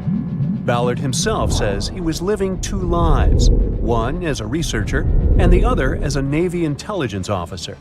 The deal was simple. He'd have a green light to search for the Titanic after he found the 2 missing submarines. To find Thresher and Scorpion, he used an unmanned submarine vehicle called Argo. Argo was like a little snow sled. It was attached to a bigger ship that sailed above the water. Argo was connected to the ship by a long cable, and it was piloted by a team on board. The sled had sonars and cameras that provided real-time imaging of the ocean floor, so it was a real advancement on other attempts. After much thinking, he had a eureka moment. He supposed the force of the wreck should have left a comet trail that led back to the ship. While searching for the Titanic, most people had tried to find the ship itself. But until then, it had been trying to find a needle in a haystack. That's why Ballard's logic was so brilliant. He needed to invert the order. He had another obstacle on his hands: time. He could only look for the ship after finding the lost subs. And by the time that happened, he had 12 days left. He teamed up with another scientist, and they applied the mowing the lawn method to map the ocean bed. Another important piece of information that most researchers left out was that there was a sea current moving south on the day of the disaster. This meant that the debris field should be south of the distress signal coordinates. To save time and resources, he would do a quick reconnaissance of the ocean floor, spacing lines more than 3 miles apart to look for debris fields. He also relied more on the camera visuals than on the sonar signals. His team took turns piloting Argo and watching the video. Days rolled by, with nothing but the empty ocean floor showing up. Until the rocks they were used to seeing started to look like man-made debris. Suddenly, there it was, the Titanic's boiler. Ballard was right. The debris field would take them back to the ship. After 73 years of searching, they had finally found the Titanic wreck. April 14, 1912. The dark night was filled with horrible sounds of a giant metal vessel breaking into two. The largest ship of that time collided with an iceberg that was on its way. The Titanic, one of the biggest stories of the 20th century that people still talk about. The starboard side of the giant vessel brushed up against the iceberg. It was 11:40 p.m. when things started going wrong. This iceberg caused enough damage for at least 5 watertight compartments in the hull to start filling with water. The crew immediately began a brief investigation to see if they could do anything and fix things. They had no one to rely on, all alone in the darkness of the cold night, far away from the land, the North Atlantic Ocean, around 400 miles south of Newfoundland, Canada. They needed time to figure out how to bring people to safety. They had some time, true, but not enough. If you watched the movie, you know the ship didn't plunge immediately after the icy doom had happened. The whole process lasted a good 2 hours and 40 minutes. But the situation was hard. There were 2,200 people to take care of, including crew and passengers, and things happening on the ship were chaotic. The chief designer, Thomas Andrews, soon realized they wouldn't be able to stay afloat. By midnight, the entire crew had begun preparing the lifeboats for launch. They had 20 boats with space for only 1,178 people, which was just a bit more than 50% of the people on board. The order was to get women and children to safety first. Crewmen were there to row and guide the boats.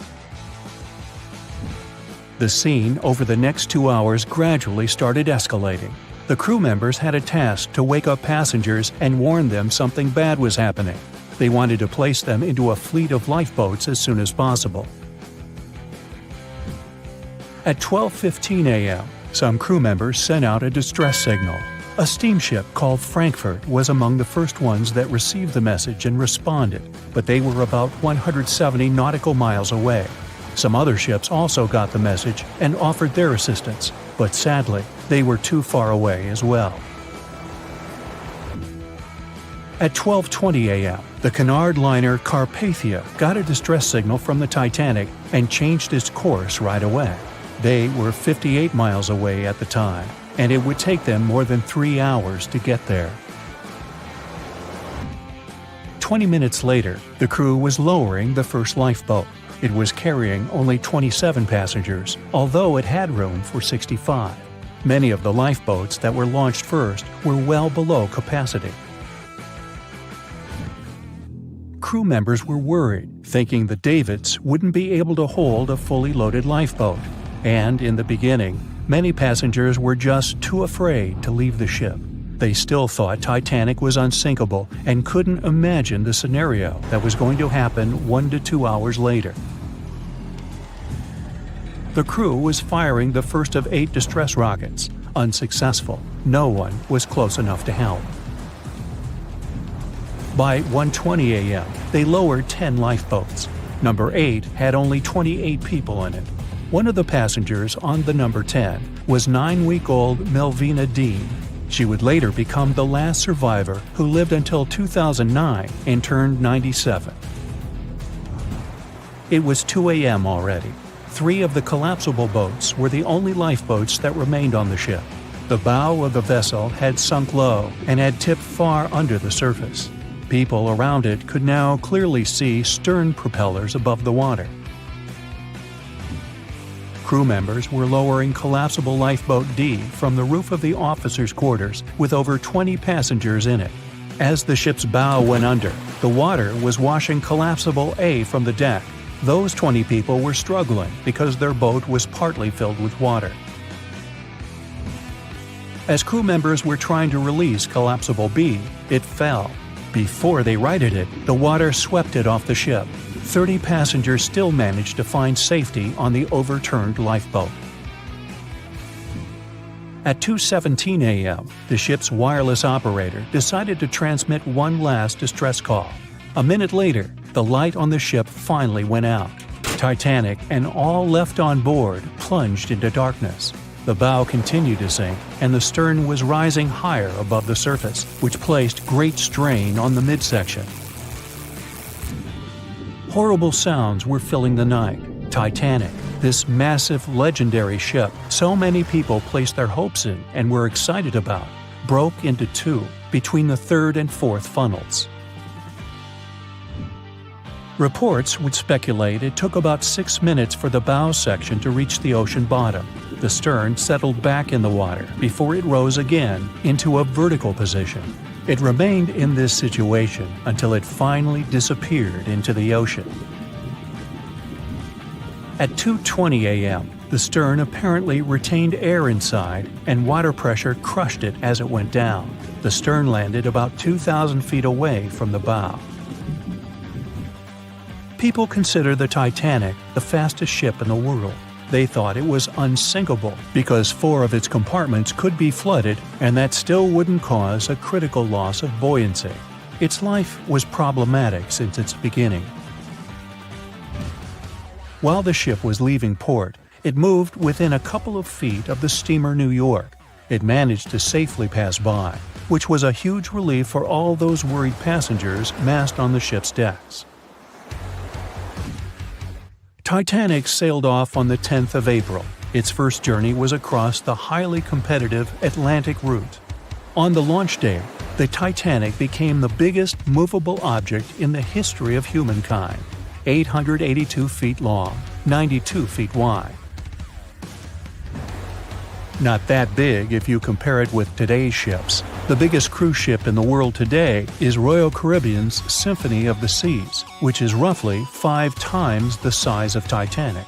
If you put that ship in a vertical position, it would be nearly as tall as the Empire State Building, which is 1,250 feet without antennas.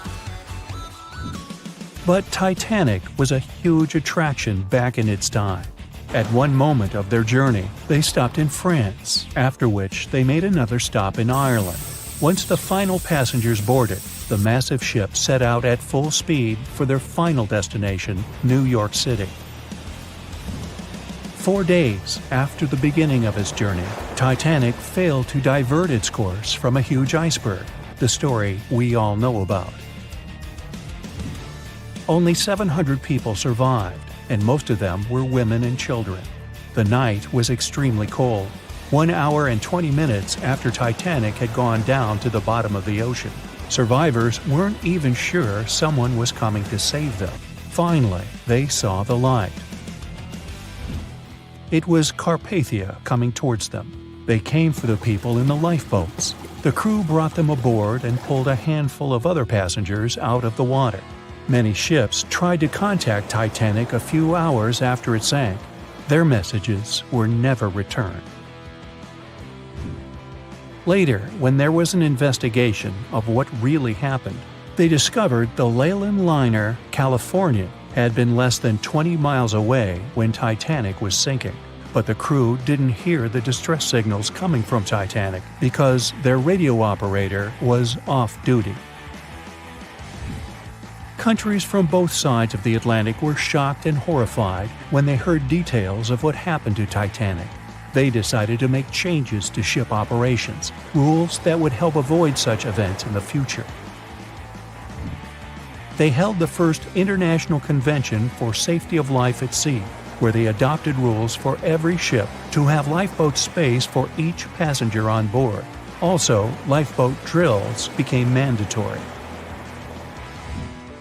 They also decided to establish an international ice patrol. Its main role was to monitor icebergs in the North Atlantic shipping lanes. Ships also needed to maintain a 24-hour radio watch.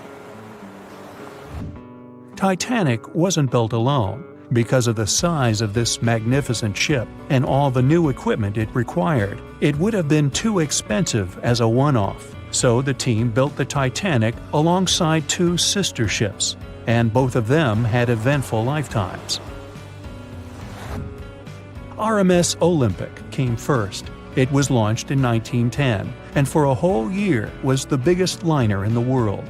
The Britannic was another sister ship that sailed for a while before it too ended down on the ocean bottom. But only Titanic became a legend and one of the most fascinating stories of modern history. The night was dark and scary. A few hundred people were sitting in lifeboats, not knowing what would happen next or what their lives would look like from that moment on. All they knew was the giant ship they had been sailing on just a couple of hours earlier disappeared in front of their eyes. They were alone, waiting for help. Is anyone even coming? They had no idea if the rest of the ships that were traveling relatively close to them had heard their call for help. There was nothing else to do but wait. The Titanic, an iceberg, and one night, April 14th, 1912. It's one of the most famous stories from modern history that everyone talks about, even now, more than 100 years later. The 16 lifeboats on board could only accommodate a little more than 50%, 1,178 people, of the total number of passengers that were on board. And many of them were still half empty. In one of them, there was a little 2-month-old girl, Milvina Dean, the youngest passenger on board the giant ship. Her parents had decided to leave England because they wanted to build a better life in the United States. Her father had some family in Kansas, and he hoped they could start their own business there. The Dean family didn't actually choose to be on board this giant legendary liner, but because of a coal strike, they got transferred there, so they boarded it at Southampton as third-class passengers. Milvina's father felt when their ship hit the iceberg on that cold and seemingly peaceful night. He immediately went up to investigate. When he saw that people were panicking and that the crew members were giving warnings on the actual danger of the situation, he rushed to their cabin to find his wife. He told her to dress the children and quickly go up on deck. The crew members gave the order to get the lifeboats ready and start transferring women and children there first. It was a chance for at least some family members to get to safety. Milvina, her mother, and her brother got in Lifeboat 10. They were among the first off the liner out of the 706 crew members and passengers who managed to escape the sinking ship. Later, the liner called Carpathia heard their call for help, came for the passengers, and took them to New York. Her father, unfortunately, stayed behind them and didn't manage to save himself. Milvina grew up in Ashurst, England, which wasn't far from where she set sail on the ship. She spent her life working as a secretary and an assistant in small businesses in Southampton. She never married. Milvina always used to say she never spoke about the whole Titanic thing because she remembered nothing about it, so she didn't want people to think she was just drawing attention to herself. But in 1985, a French-American team got together and located the wreck of the Titanic. It was around 370 miles east of Mistaken Point, Newfoundland, in water that was more than 2 miles deep. That's when they confirmed the ship split in two. For decades, people believed the ship sank in one piece. They thought the only significant damage was the damage the hull got from its contact with the iceberg. In reality, it broke in half, right between its third and fourth funnels. It happened shortly before the ship disappeared under the surface of the water, and the whole thing, starting from the moment when they hit the iceberg, lasted around 2 hours and 40 minutes.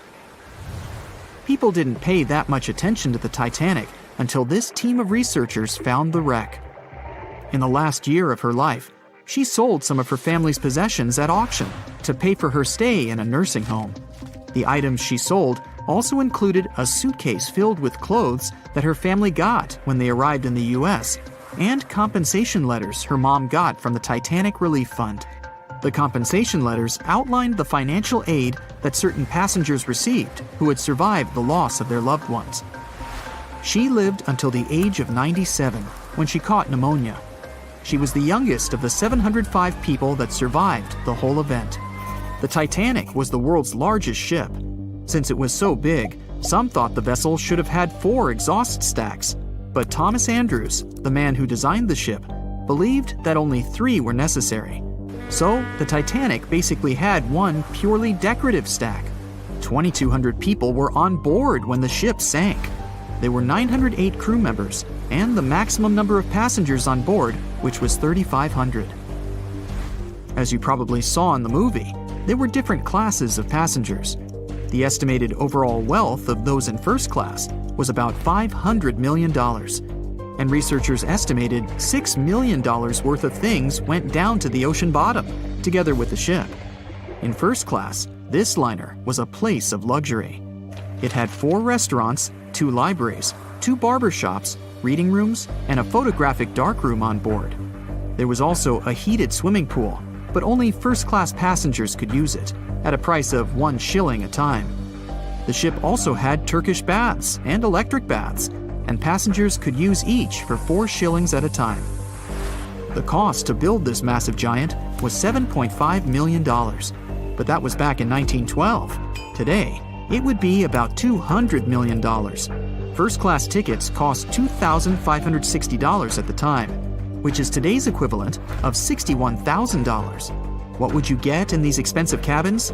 A sitting room, 2 bedrooms, 2 wardrobe rooms, and a bathroom. Would you pay that much for those luxuries? Teams of researchers still haven't explored many areas on the Titanic. It's still very, very hard to access them with underwater vehicles. There was a lifeboat drill scheduled for the same day the Titanic sank, but it was called off for some reason. The crew had done just 1 lifeboat drill, and that was when the ship was still docked. But even if the crew members had been properly trained and each lifeboat had been filled, the capacity was still not enough to save each and every passenger. The Titanic was the biggest movable object in the world at that time. On May 31st, 1911, its immense hull made its way down the slipways and ended up in the River Lagan in Belfast. Over 100,000 people were there to see the launch, which took just a little more than a minute and went off without a hitch. The people who were in charge of the ship immediately towed the hull to a mammoth fitting-out dock.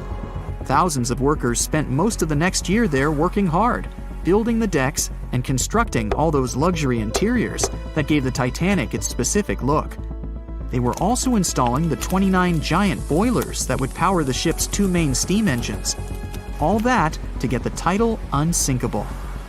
The ship had more than just one fatal flaw. You may have heard of one of its design flaws. The airtight bulkheads weren't completely sealed on top. This allowed water to flow from one compartment to another, which eventually sank the liner. And Titanic had more flaws. High sulfur content, cold temperatures, and high speeds largely affected the steel of the vessel's hull and the iron of its rivets. The steel here shattered, while the rivets popped out relatively easily. This was the reason the Titanic sunk 24 times faster than we'd expect. There are many theories about what really led to the sinking of such a giant. And one says a full moon from a couple of months before could be one of the reasons. It may have created very strong tides that sent a flotilla of icebergs southward. This was right in time for the Titanic's maiden voyage. Research says an optical illusion prevented the ship from getting help. One famous British historian, Tim Moulton, thought the atmosphere on the night of the sinking created specific conditions that made it very hard for the crew members to spot icebergs. They partially caused something called superrefraction. The extraordinary bending of light causes miraging, and several ships in the area recorded it. Not only did this prevent the crew from seeing the troublesome iceberg in time, but it also stopped one of the ships that could have offered help from identifying the call for help and communicating with the Titanic crew. Also, some say the ship was traveling too fast. From the start, they blamed the skipper for sailing such a big liner at such a high speed, 22 knots, through the cold and unpredictable waters of the North Atlantic, which was full of hidden icebergs. April 1912 marked one of the most terrible tragedies in the history of the world. The most unsinkable vessel, the pinnacle of engineering at that time, the huge Titanic, sank. On that dark, moonless night, the ship had many chances to save its passengers. There was another ship just a few miles away that could have saved the Titanic, but it didn't.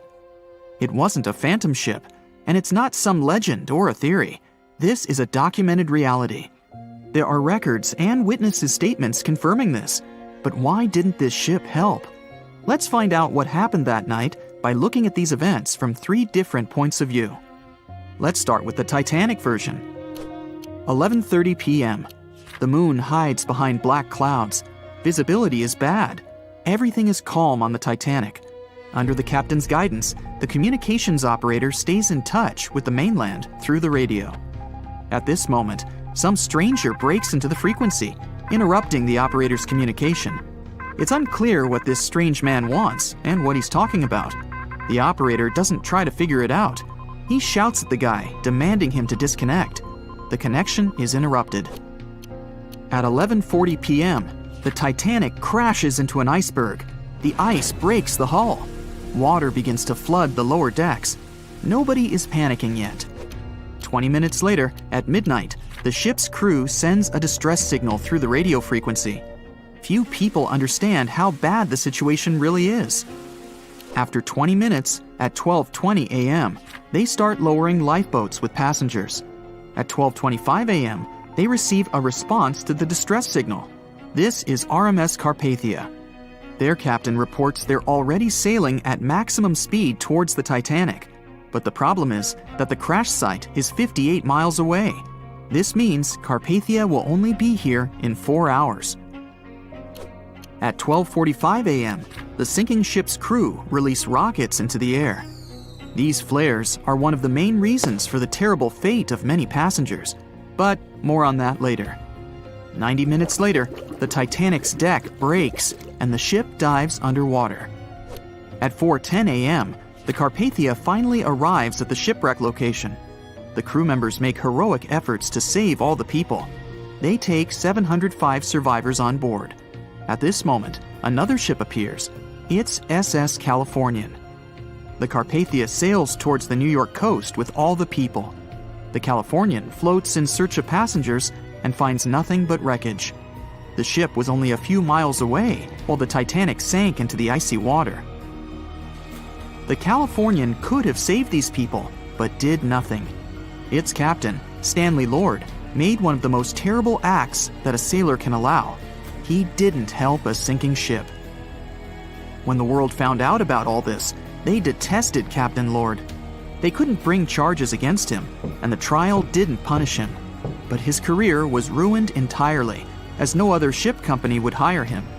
Despite this, he never confessed he had been guilty. Before he passed away, the captain said it hadn't been his fault. If this was true, then what happened there? This brings us to the Californian version. It's the night of April 14th. The Californian is sailing in the cold waters of the North Atlantic. The ship gets into a section with a lot of icebergs. At 10:10 p.m., Captain Lord stops the ship. It's too dangerous to move around this area, as they can damage the hull. At 11 p.m., the ship starts drifting. It's impossible to move in such conditions with such poor visibility. The captain knows that the Titanic is coming here, so he orders the radio operator to warn the ship about the danger. Radio operator Evans turns on the receiver and tries to contact the Titanic. He spends about 30 minutes on it. The connection is finally established. At this moment, the Titanic radio operator is speaking with the mainland. Evans interrupts this conversation and tries to warn the ship about icebergs. The operator doesn't understand Evans' words. He's annoyed because Evans broke into the channel so brazenly. He shouts at Evans and cuts the connection. Tired, Evans turns off the receiver and informs his superiors about the incident. It's still a mystery how the captain reacted to this news. He probably thought the Titanic knew about the danger. He lets Evans go to bed.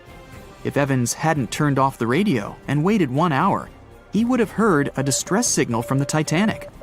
But you shouldn't blame him. At this point, he has no official reason to stay at the transmitter. Evans is too exhausted and can't fight drowsiness.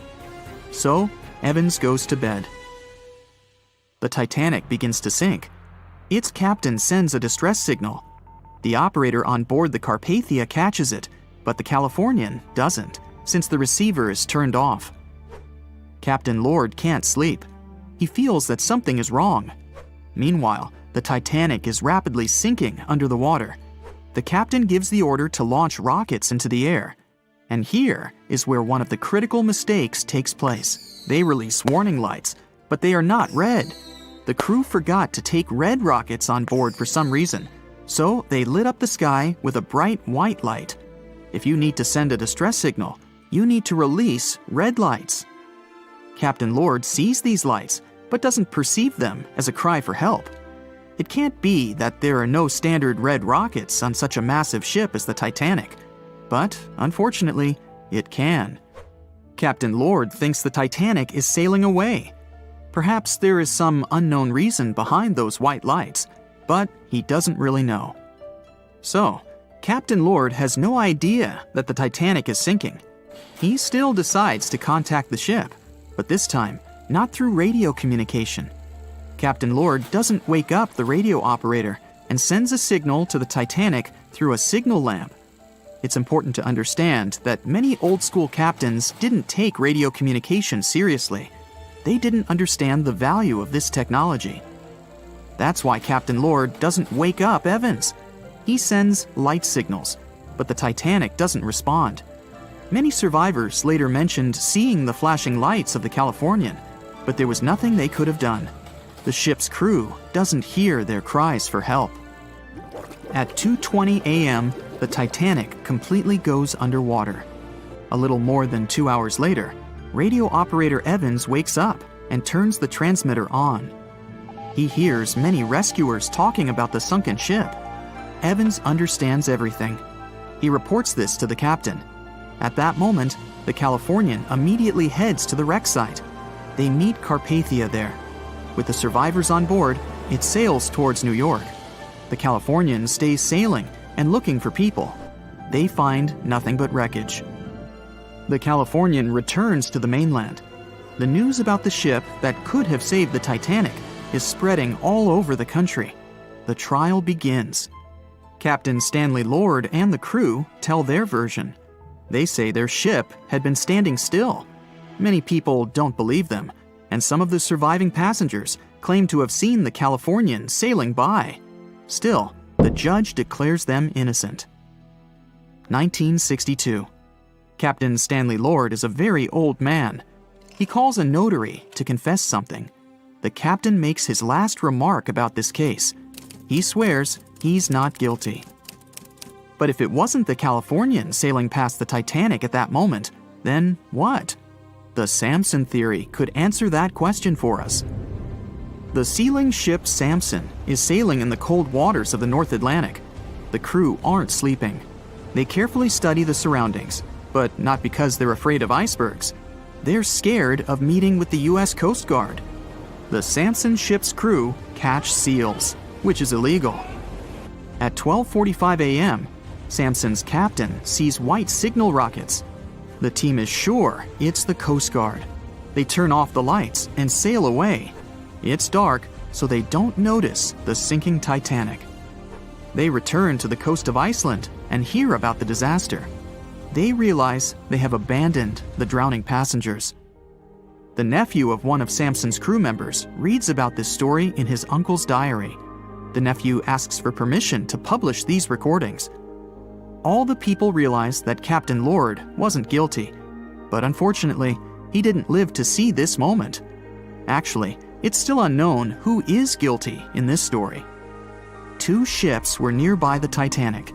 Their captains were adequate people. They would have helped save all the passengers. Their fault was that they couldn't understand what the Titanic wanted on that dark night. Someone forgot to put red flares in the box. This small but fatal detail was one of the leading causes of the tragedy. Can you guess how many theories of the Titanic's sinking exist? Right, loads, including a theory of my own, which I'm going to share with you today. And then you can decide which one seems most likely to you. One Piece theory. The very first version of the events was the One Piece theory. It's very simple and basically claims that the sinking happened without any breakups. 2:15 a.m., the ship collides with an iceberg. 2:18 a.m., the lights go out. The ship reaches an angle of 45 degrees and then quickly begins its final plunge into the ocean depths. 2:20 a.m., only about 3 minutes later, the RMS Titanic disappears under the surface of the ocean for good. The liner doesn't break, it just goes down as a whole piece. Of course, this can't be true. In April 1912, the Titanic was not only the largest ship in the world, but also the largest ship ever built. It's hard to believe that such a heavy vessel could have gone down without breaking. That's just impossible. Well, I mean, you can't blame the theorists. Before we found the wreckage, there were no other theories. Wait a minute, or were there? The day after the disaster, the survivors gave their interviews. They talked about what had happened, and some of them claimed that the ship had actually broken in two when it had been flooded. For example, Jack Thayer, a 17-year-old boy, outlined the sinking as he remembered it, and L.D. Skidmon drew a sketch based on his description. The picture clearly showed the ship breaking in half. But no one believed Jack or other witnesses. There was no evidence, so their claims were received with a grain of salt. But in 1985, things changed. First, breakup theory. That's when Robert Ballard found the wreckage of the Titanic in the depths of the ocean. When people saw the wreckage, it became clear that Jack and the other survivors had been right. The Titanic did indeed break in two when it sank. So it's time for a new theory. 2:15 a.m. The keel breaks, the starboard list eases, and the hull continues to bow and crumble. 2:17 a.m. The galley sections break off. The towers immediately drop under their own weight. The lights go out. The stern is pulled into the air. The bow breaks off and starts sinking. The aft is barely hanging on to the starboard side of the stern section superstructure. The stern section slowly lists over to port as it begins sinking again. It rises up one last time and pivots in a semicircle as it sinks. It all sounds pretty convincing, right? But people began to find plot holes in this theory. For example, the Titanic couldn't have held together until it reached such a high angle. The breakup would have had to begin much earlier. This only meant there was still a vast field for research and speculations. So people started to come up with their own possible scenarios. How about we look first at the ones no one likes? V-break and Aaron 1912 V-break. According to the first breakup theory, the Titanic reached a high angle, and the weight of its unsupported stern caused it to crack from the top down. But it's physically impossible. So, are there any other ideas? In 2006, Roger Long, a naval architect, decided to research a so-called V theory. 2:17 a.m. The breakup begins at a shallow angle, perhaps as little as 11 degrees. The upper structure fails and starts to crack. At this moment, only its double bottom is holding the Titanic together, but it starts to bend under the strain too, failing the ship. Water is pouring through the crack. It increases the weight in between the two sections, bending the Titanic the other way and pulling it into shape somewhat resemblant to the letter V. The upper decks get mangled and bent together.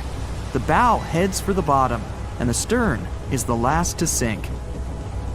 This theory has since been disproven many times, though. Roger Long believed it because the broken edges of the upper decks in the Titanic's bow section were all mangled and crushed. However, we have learned that it happened because of the so-called hydraulic downburst, the force of the water crashing into the deck as the Titanic hit the ocean floor. Another V-break theory states that the bow had risen out of the water after the break. This theory was mainly peddled by one former Titanic enthusiast. But not only has this theory been proved to be physically impossible due to the bow's incredible mass, it was also inspired by incorrect information. Remember Jack Thayer? Well, it was based on his sketch and the words of a couple of passengers. But the truth is, none of them had ever seen the Titanic break down like this. Jack himself even stated in an interview that the sketch was completely out of context to what he had actually seen. It was drawn by a passenger on the Carpathia, the ship that received the Titanic's distress signal and came to its aid. It couldn't be used as evidence. Now that we know this, let's move on to the theories that most people believe in. James Cameron's banana peel theory. Who hasn't seen the legendary movie about the Titanic, right? It became the leader of the 70th Academy Awards ceremony in the number of nominations and awards, and deservedly so. But did you know that James Cameron had been interested in the Titanic for many years and studied the ship's history? His books and research are very detailed, and he even came up with his own version of the events. It's called the banana split theory, and this is actually what you could see in the movie. Here's how it goes. The Titanic reaches a 23-degree angle and fractures down to the keel. The double bottom acts as a hinge as the stern falls down. When the double bottom fails, the bow and the stern separate. The stern lists to port, standing vertically, and then begins to go underwater. This theory is the most scientifically accurate one, along with Roy Mengat's theory. Wait, who's Roy Mengat? Mengat theory. Roy Mengat was an engineer who came up with the most plausible theory for the time being. 2:17 a.m. The lights go out on the Titanic. At this moment, the ship is at an angle of 20 to 23 degrees. Suddenly, the vessel snaps in two just around the third funnel. It causes the stern to settle into the water. The keel fails first. The draft and lower hull are crushed and break apart. Water surges into the bow and stern of the ship through the huge cracks, causing the bow section to sink beneath the waves. The stern rises up to the angle of 70 to 90 degrees, and then it sinks too. This theory seems to make the most sense, but it's quite controversial. The survivors who saw the breakup stated that the stern had settled back with the bow completely missing. Mengat's theory, however, contradicts that statement, while James Cameron's scenario takes this into account.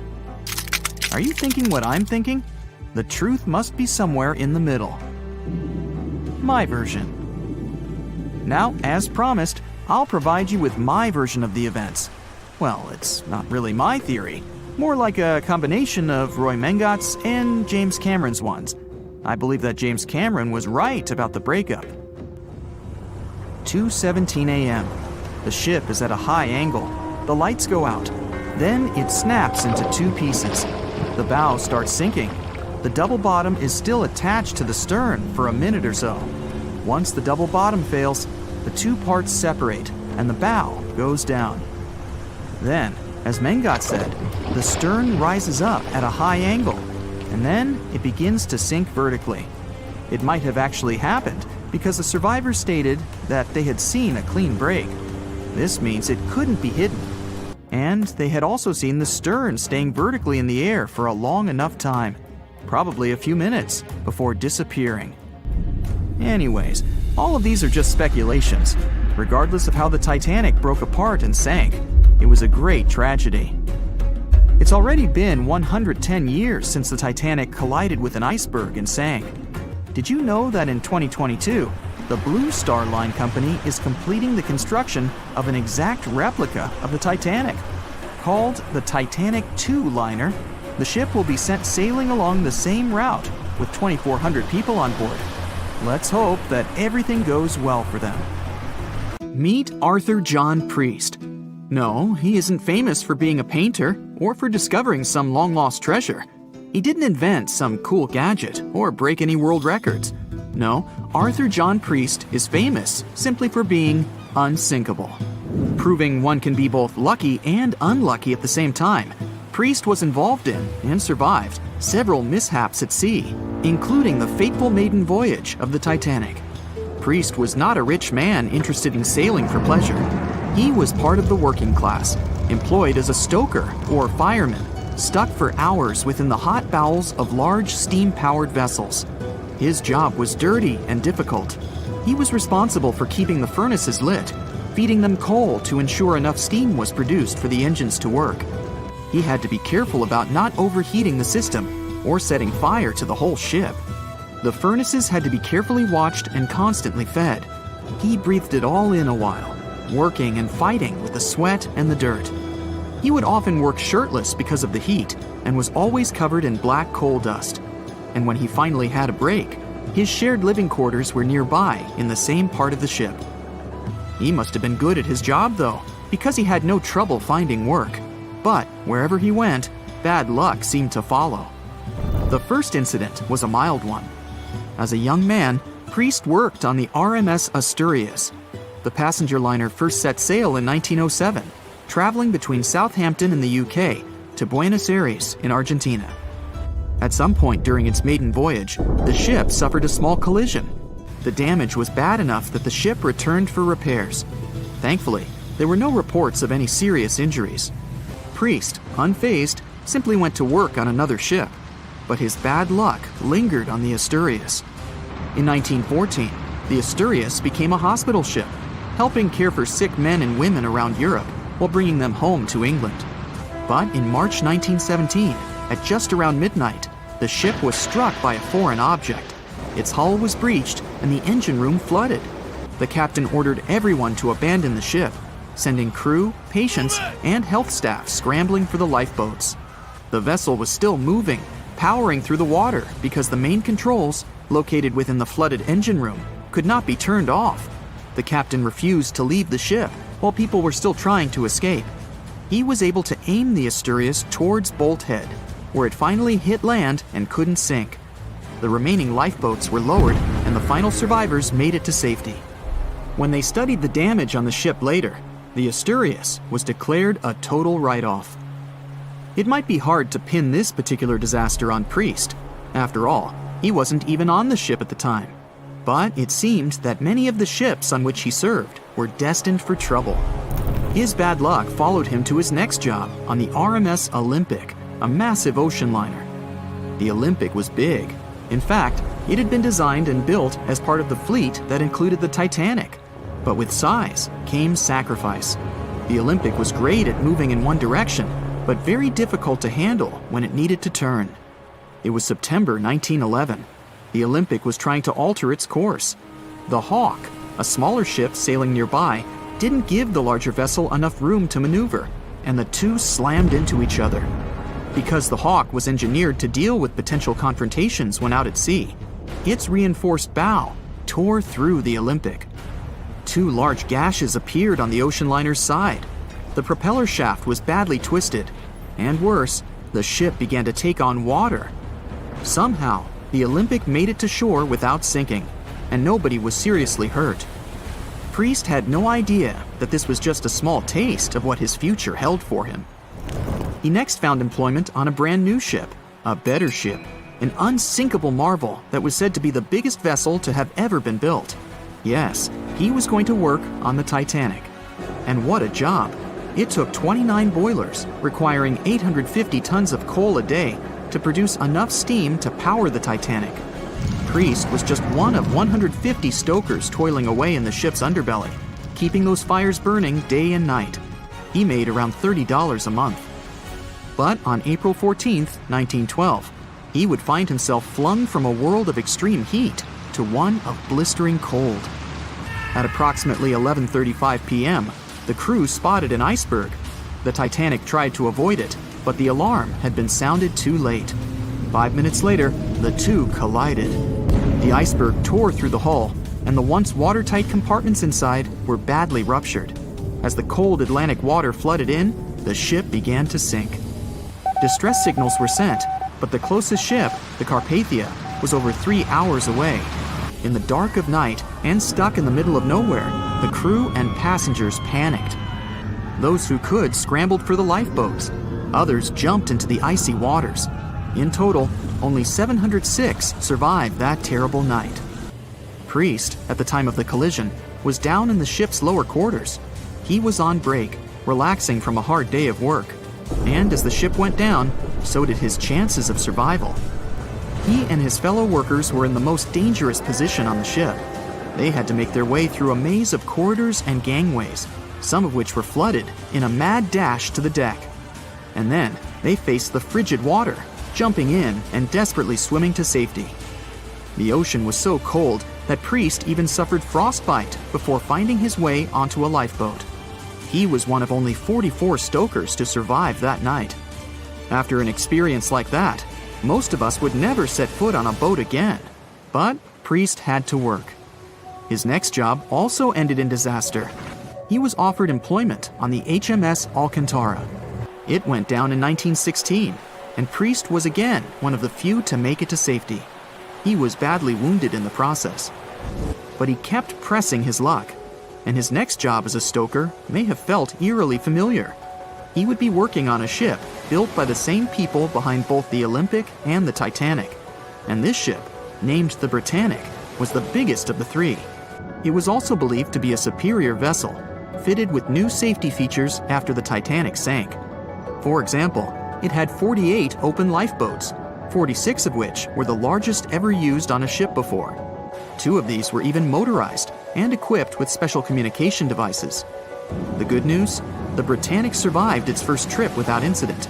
It was already doing better than the Titanic ever did. However, on November 21st, 1916, the Britannic was shaken by a loud explosion while traveling through the key channel in the Aegean Sea. The hull was damaged, and some of the compartments began to fill with water. But, unlike the Titanic, the Britannic had been designed for just such an emergency. It had been fitted with 5 watertight bulkheads. Intact, these would help keep the ship safe and floating for a much longer period of time. But there was one issue.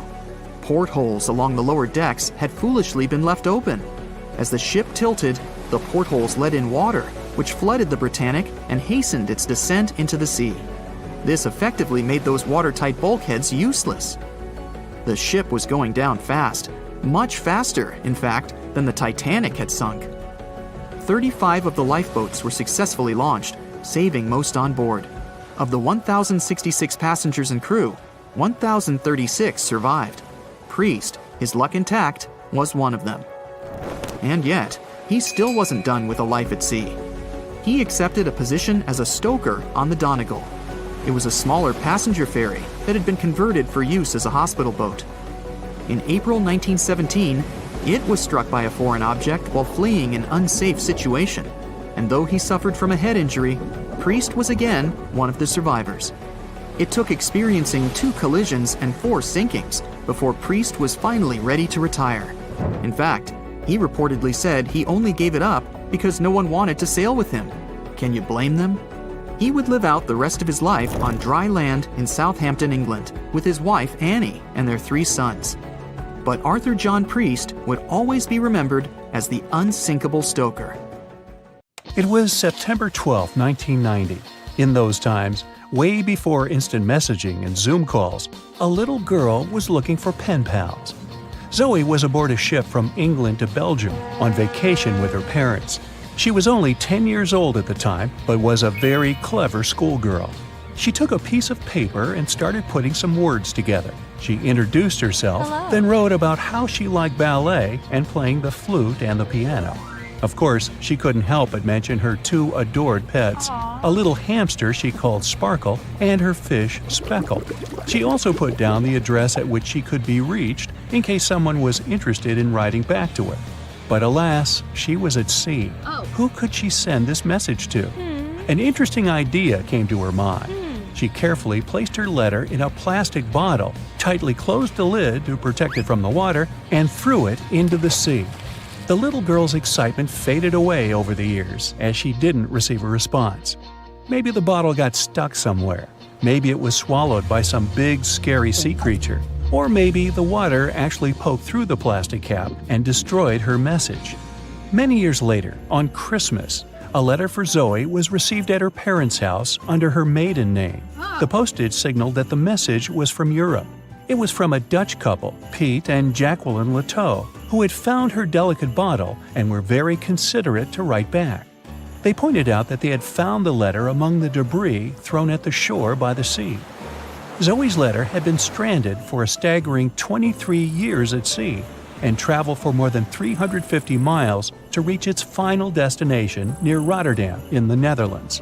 That's quite a voyage for a small plastic bottle.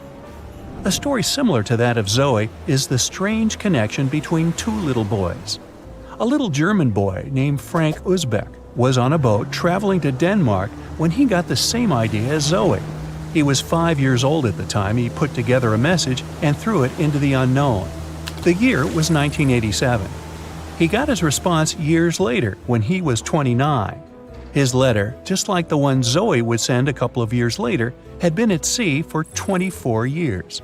His message was found by a boy named Daniel Koratkin while he was on a walk with his parents on the Californian Spit near the Baltic Sea. Daniel was lucky that his father knew enough German to translate the message. The unlikely friends eventually met via video call in 2011. Not all message-in-a-bottle stories have been explained away. In 2013, a Croatian surfer came across a damaged bottle while near the Adriatic Sea. The message it contained dated back to 1985, and it was from a man named Jonathan.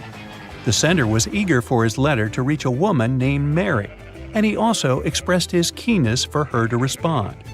Since the letter was supposedly sent from Nova Scotia, the bottle had to have traveled a mind-boggling 3,700 miles.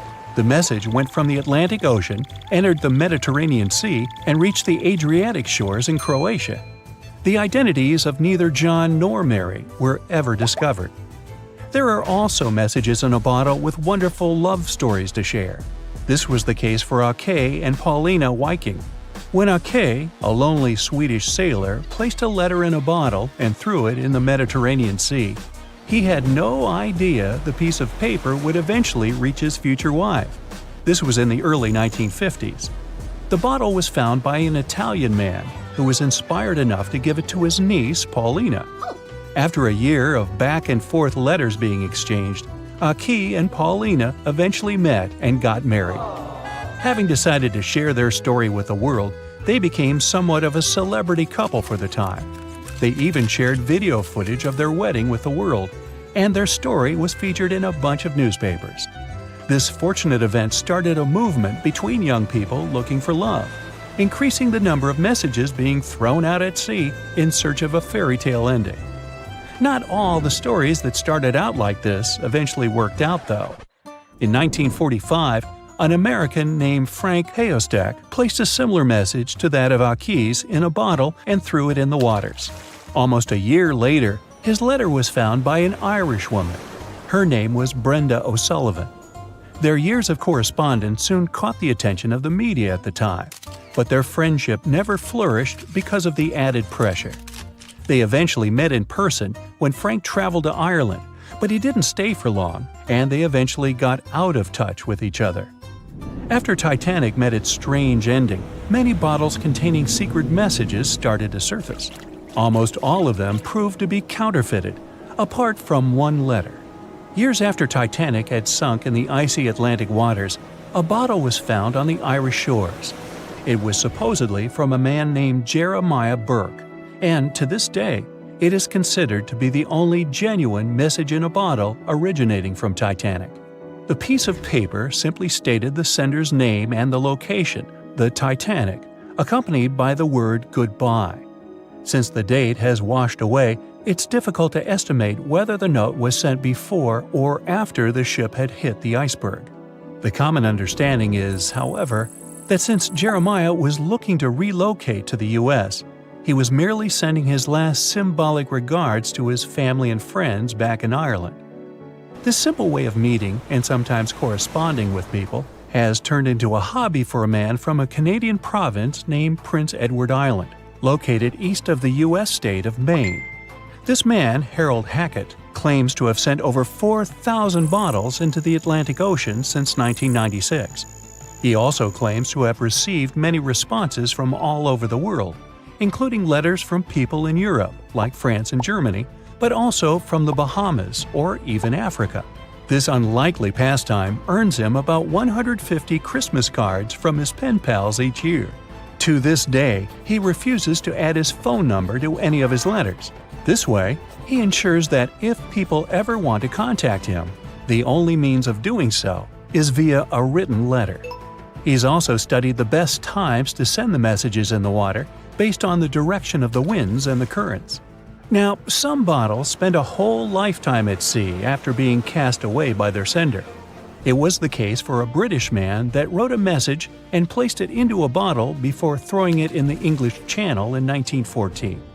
His name was Thomas Hughes, and he wanted to direct the message to his wife, but was polite enough to write a letter to whoever got their hands on the bottle first, asking them to redirect the piece of paper accordingly. The bottle didn't reach his wife, since it was found 85 years later on the Essex coast.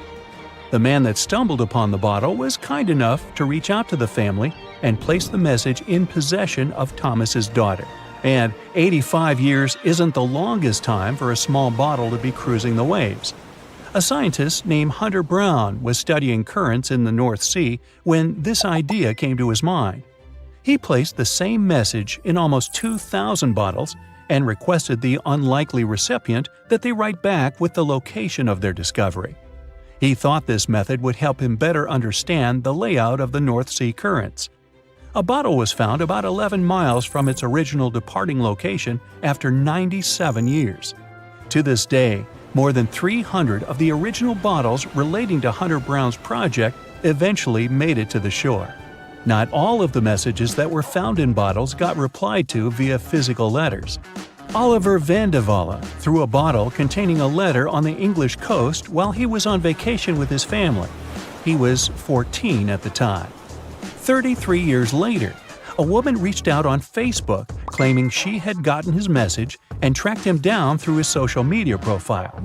At first, he hardly remembered having placed the letter in the bottle, but he eventually recounted the events, even the fact that he sealed the bottle with candle wax to make sure it was leak-proof. And then there's Christina Aguilera and her bottle. No wait, hers is about a genie in a bottle. Okay, never mind. Staying in the water that's 70 degrees Fahrenheit for a long time definitely won't do your health any good. A water temperature of 50 degrees Fahrenheit is a nightmare. It feels much colder than the air of the same temperature. The passengers of the Titanic were in 28 degrees Fahrenheit water. Can you imagine how cold it was? Even the iceberg that the Titanic met was warmer.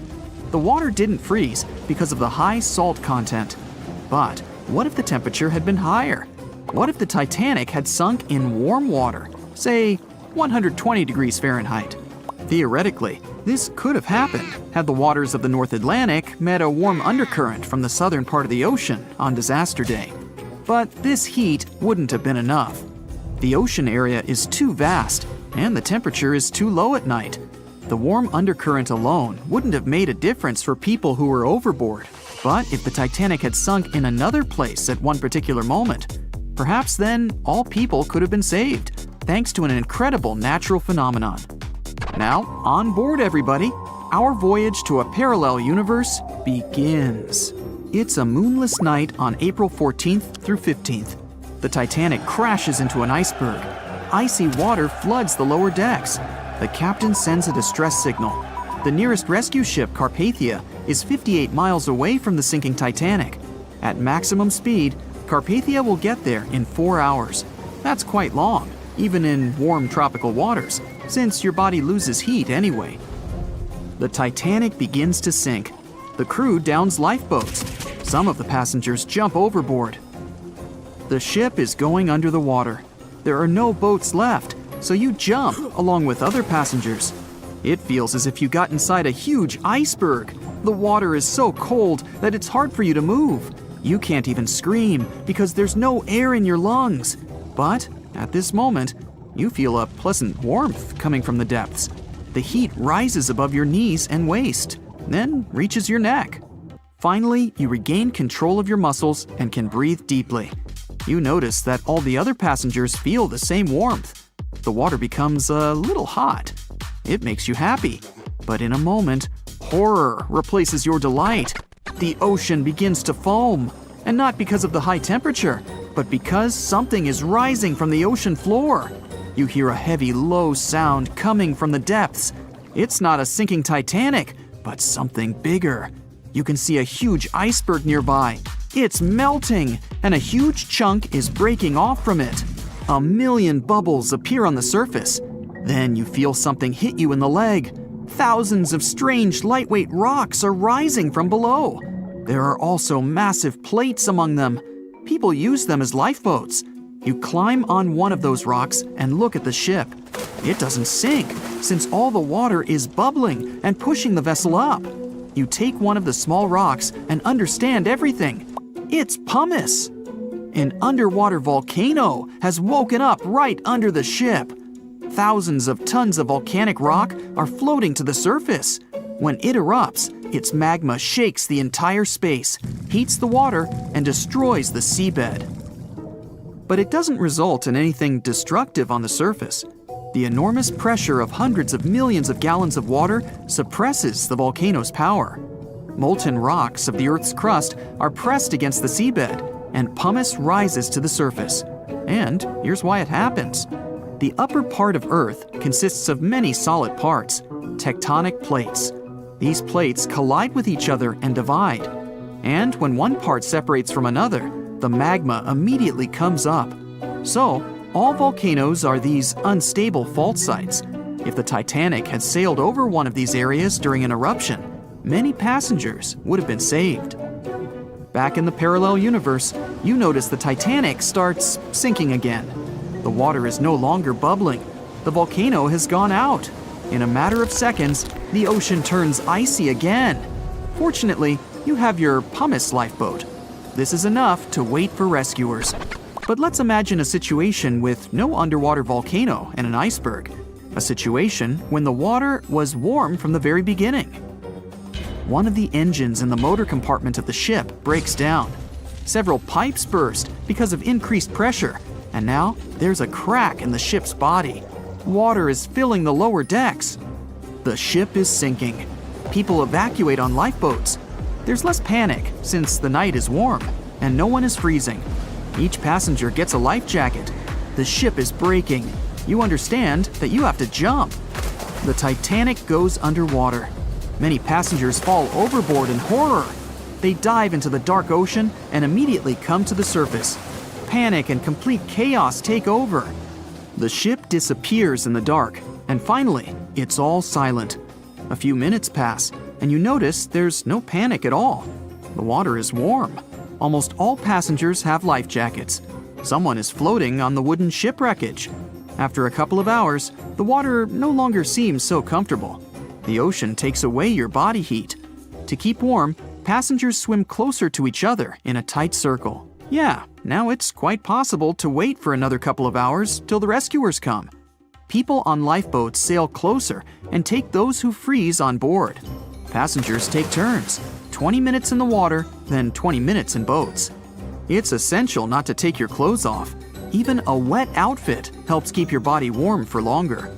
And when it seems that everyone is saved, somebody screams. A girl in a boat looks scared. She trembles with fear and points her finger into the black water. Passengers try to see what's there and notice a triangular fin. 1, 2, 3. There are so many of them. The noise of the sinking ship has attracted a group of sharks, and now they are circling the survivors, hoping to satisfy their hunger. They're swimming slowly. It doesn't look like they're going to attack. But you should keep your eyes open, as these fish are some of the world's most aggressive and dangerous sharks, the bull sharks. They can be agile, fast, and unpredictable. They don't swim in the cold waters of the Atlantic, but the water in this parallel universe is perfect for them. The sharks are strong and sturdy. They create the illusion of slowness to relax their prey. They're called bull sharks because of their short, blunt muzzle, like that of a bull, and they like to hit a target or other sharks with their forehead. Several fish are ramming boats.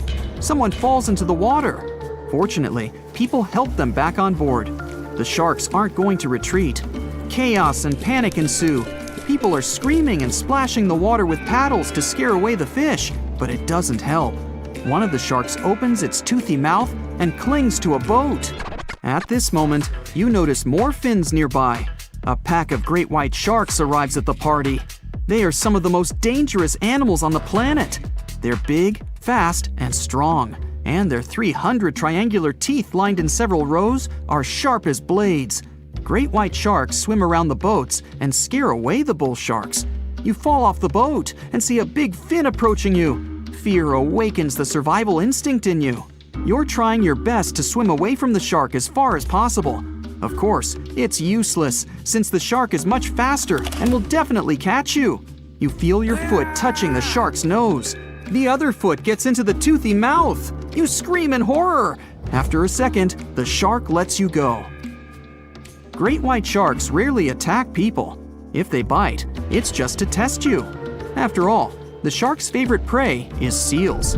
It simply loses interest if it realizes you aren't a seal. But if the shark is starving, it doesn't matter to it what kind of prey you are. Lucky for you, this one is not like that. Those survivors in the boats have almost nothing to fear either. Great white sharks don't attack them. They can push boats slightly, but only to test them. The great white shark is swimming away from you. But a bull one appears, and it looks like it's hungry. The shark is swimming towards you, opens its mouth, and a loud ship horn penetrates the water. This is the RMS Carpathia that has come to the rescue. All the sharks swim away scared. All passengers are saved. Back in our universe, another ship that had been nearby could have saved the passengers much earlier. But that's another story. Over a century ago, the Titanic struck an iceberg and sank to the bottom of the Atlantic Ocean. Of the 2,240 people on board, only around 700 survived. Since then, the tragedy has been the subject of endless movies, documentaries, and books.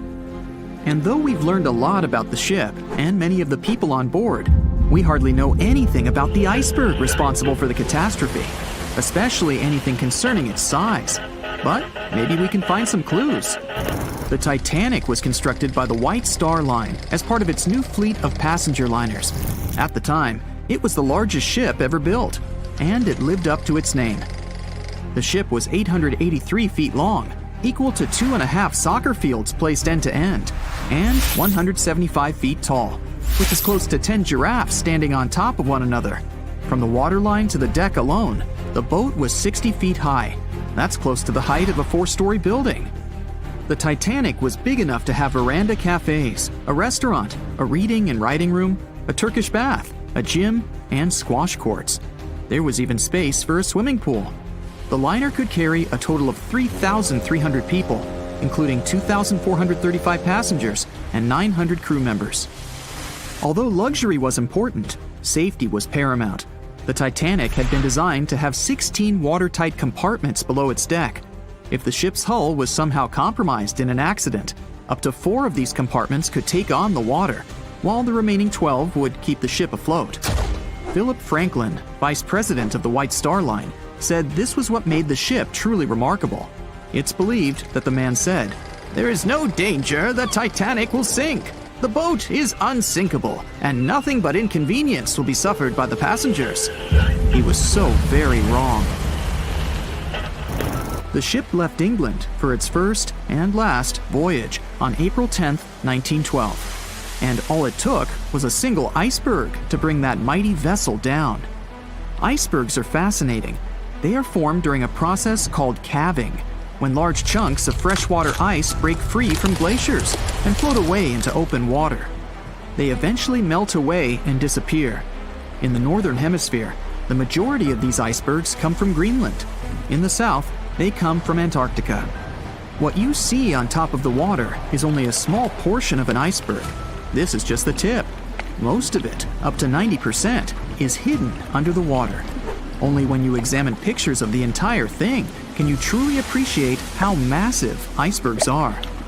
It's the part of the iceberg you can't see that is often the most dangerous. Beneath the waves, it can have jagged edges in random places. A ship can easily get too close without realizing it, resulting in serious damage to the bottom of the boat. And it's not just big icebergs you have to watch out for. Smaller ones, which are more difficult to spot, can prove to be just as dangerous. A growler, for example, is under 7 feet long, with just a bit more than 3 feet showing above the water. And a slightly larger bergy bit is less than 15 feet in size. The dangers of icebergs were well known when the Titanic set sail. In 1901, the Islander was traveling through the inside passage to Alaska. it collided with an iceberg and sank immediately. Luckily, 138 of the 178 people on board made it to safety. Back then, there wasn't any special equipment for detecting icebergs. The best tool was your eyes. From a special vantage point above the ship called the crow's nest, 2 members of the crew had to stare out over the ocean and watch for potential hazards. The crow's nest was located at the front of the ship, 49 feet above the deck. It was attached to the mast.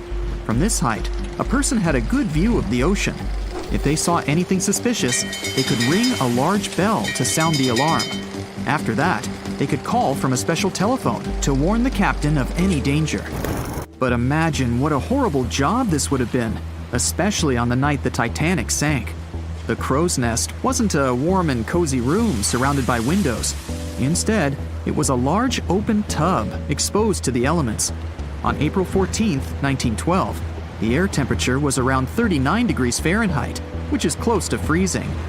With the ship moving at about 23 knots, more than 26 miles per hour, the sailors must have felt that frigid cold air pressing against any exposed skin.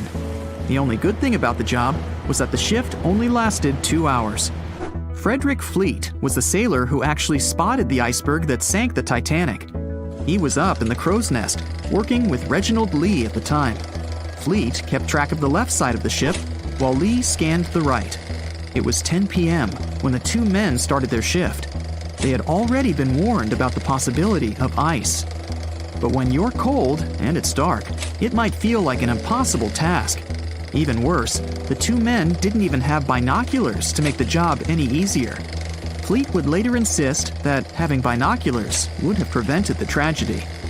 With about 20 minutes remaining on the job, the sailors noticed the iceberg. Fleet rang the bell, once, twice, and again. He then called up to the bridge to inform the crew. At first, the call seemed to come in the nick of time. The ship's engines reversed, and the massive ocean liner managed to turn. It wasn't enough to miss the iceberg, though. Ice showered down onto the ship's deck. The iceberg tore through the hull, and water flooded in. 2 hours and 40 minutes later, the Titanic was gone. And here we have clue number 1. The iceberg was big enough to be spotted with the unaided eye in the dark of the night without any binoculars. It was also tall enough for bits of ice to fall down onto the ship's deck. Since this all took place long before social media and smartphones, nobody on board would have been taking photos or videos at the time. So, of course, we don't have any footage of the actual iceberg. But there are photos of the possible iceberg from later that day. The SS Prinz Adalbert was sailing near the area on the morning of April 15, 1912. The steward on the ship had not yet heard about what had happened to the Titanic. But when he spotted an iceberg floating by, he was compelled to photograph it. Why? There was a line of red paint along the bottom of the iceberg, indicating that it had likely collided with a ship sometime within the previous 12 hours. A second photo was taken from a ship called the Minia, which was sent into the area to look for debris from the collision. Captain de Carteret said that among the wreckage, he had seen only one iceberg. He also noticed a streak of red paint on it. From the photos and witness accounts, newspaper reports estimated the iceberg to be 50 to 100 feet high and 200 to 400 feet long. That's clue number 2. The iceberg that hit the Titanic probably started its ocean journey from Greenland's coast, heading past the Baffin Bay to the Davis Strait. From here, it must have slipped through the Labrador Sea and finally reached the Atlantic. And that, in itself, is pretty impressive. The glaciers in Greenland create between 15,000 to 30,000 icebergs each year. Some small, some big. Of these, a mere 1% will actually make it to the Atlantic. The others simply melt along the way. We know that the temperature of the Atlantic Ocean, where the sinking took place, was around 28 degrees Fahrenheit. That's below freezing.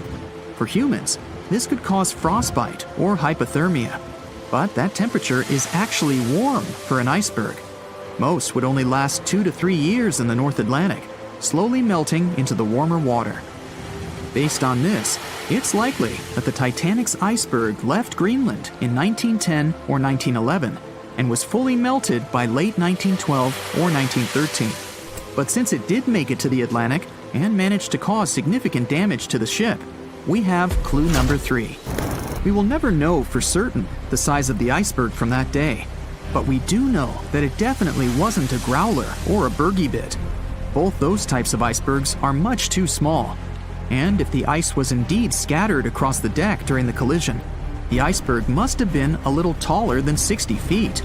The newspaper estimates are probably as close as we're going to get. The iceberg that took down the Titanic was indeed a formidable one, and icebergs are still a threat.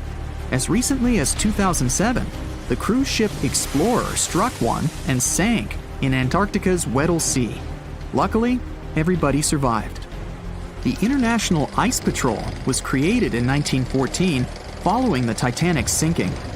The organization is still in operation today, made up of representatives from several countries.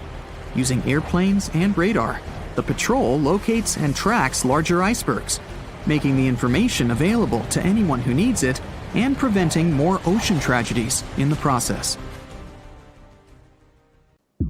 We've all heard of the famous story of the sinking of the Titanic. But if you really think about it, it's not just one story, but so many stories all at once. It is a story of strength and courage, as with the likes of Margaret Brown stepping in to help passengers in need. It is a story of luck and guile, like with Arthur John Priest, a man who not only survived the Titanic, but also 3 other tragedies at sea. It is a story of perseverance and intrigue, as with Violet Jessup, a stewardess who had also survived 3 shipwrecks and then continued to serve for 30 more years after that. These are the stories of their personal journeys. When the RMS Titanic set sail from England on April 10, 1912, it was the largest ship ever built at its time. It was 883 feet long and 175 feet tall, and it took 3,000 workers 26 months to build it. Considered to be the pinnacle of nautical engineering, this ship was touted by its makers to be unsinkable. Of course, 4 days after its maiden voyage at sea, that claim would be proven false. On April 14th, the Titanic hit the iceberg. The collision ruptured the hull, and the 16 supposedly watertight compartments designed to keep the ship afloat quickly flooded with water. It took the liner 2 hours and 40 minutes to sink. And of the 2,240 passengers and crew on board, only 706 survived. One of those survivors was Margaret Brown.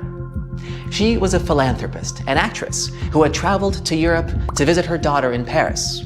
However, when Brown got word that a grandchild had fallen ill back in America, she bought a ticket for the next available ocean liner that would take her home, which just so happened to be the Titanic. As a wealthy woman, whose husband had become rich after finding gold in one of the mines that he owned, Brown was able to get first-class accommodations on the vessel. For over 4 days, she enjoyed many of the luxuries that came with her ticket. There were the expected services, like a large dining room with a live orchestra. But the vessel also was equipped with a gym, squash courts, and a swimming pool. And she'd spend her time in the first-class lounge that had been designed in the architectural style of the Palace of Versailles. When the Titanic started to sink, Brown could have jumped into the first available lifeboat and made her way to safety. But she did not. Instead, she joined the relief efforts and helped others get out, putting her own life at risk. In fact, by some accounts, a crew member had to physically pick her up and drop her into a lifeboat, number 6, in order to get her off the ship. With all the confusion and fear around, Brown went on to take control of the lifeboat. She even got the women on board to help paddle, knowing that it would help them keep warm in the cold night's air. There were also reports that she had an argument with the crewman who was in charge of that particular boat. When she suggested that they paddle toward the ship to help save others, Quartermaster Robert Hitchens refused, claiming that when the massive Titanic would finally go under, their tiny lifeboat would be pulled down with it if they were too close. An hour and 20 minutes after the Titanic sank, the survivors were finally rescued by the RMS Carpathia. Even then, Brown was still hard at work, now ensuring that passengers from the second and third classes were provided with basic necessities such as food and blankets. Initially dubbed the heroine of the Titanic, She would later be nicknamed the unsinkable Molly Brown. A bit of an odd nickname, considering that she was never called Molly in her normal life. However, her story was so compelling that it was eventually turned into a musical in 1960 and into a movie in 1964. And her character would continue to pop up in several other films about the tragedy.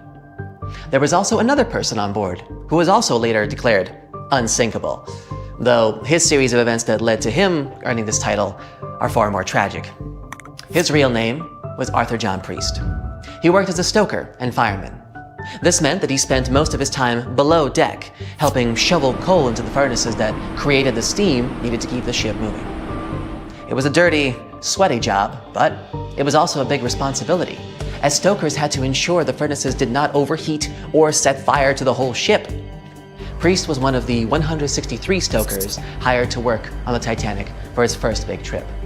He helped shovel the 600 tons of coal the engines needed each day. When the ship hit the iceberg, Priest was relaxing in the bunker he shared with his co-workers, not far from his workstation. Escape was difficult, and his chances of survival were low. He had to move fast, running through corridors and along gangplanks, as he made a desperate dash onto the deck. And once there, he had only one option left: to jump into the frigid Atlantic Ocean. Imagine the shock of being enveloped by 27-degree water, surrounded by panicked screams in the darkness of the night.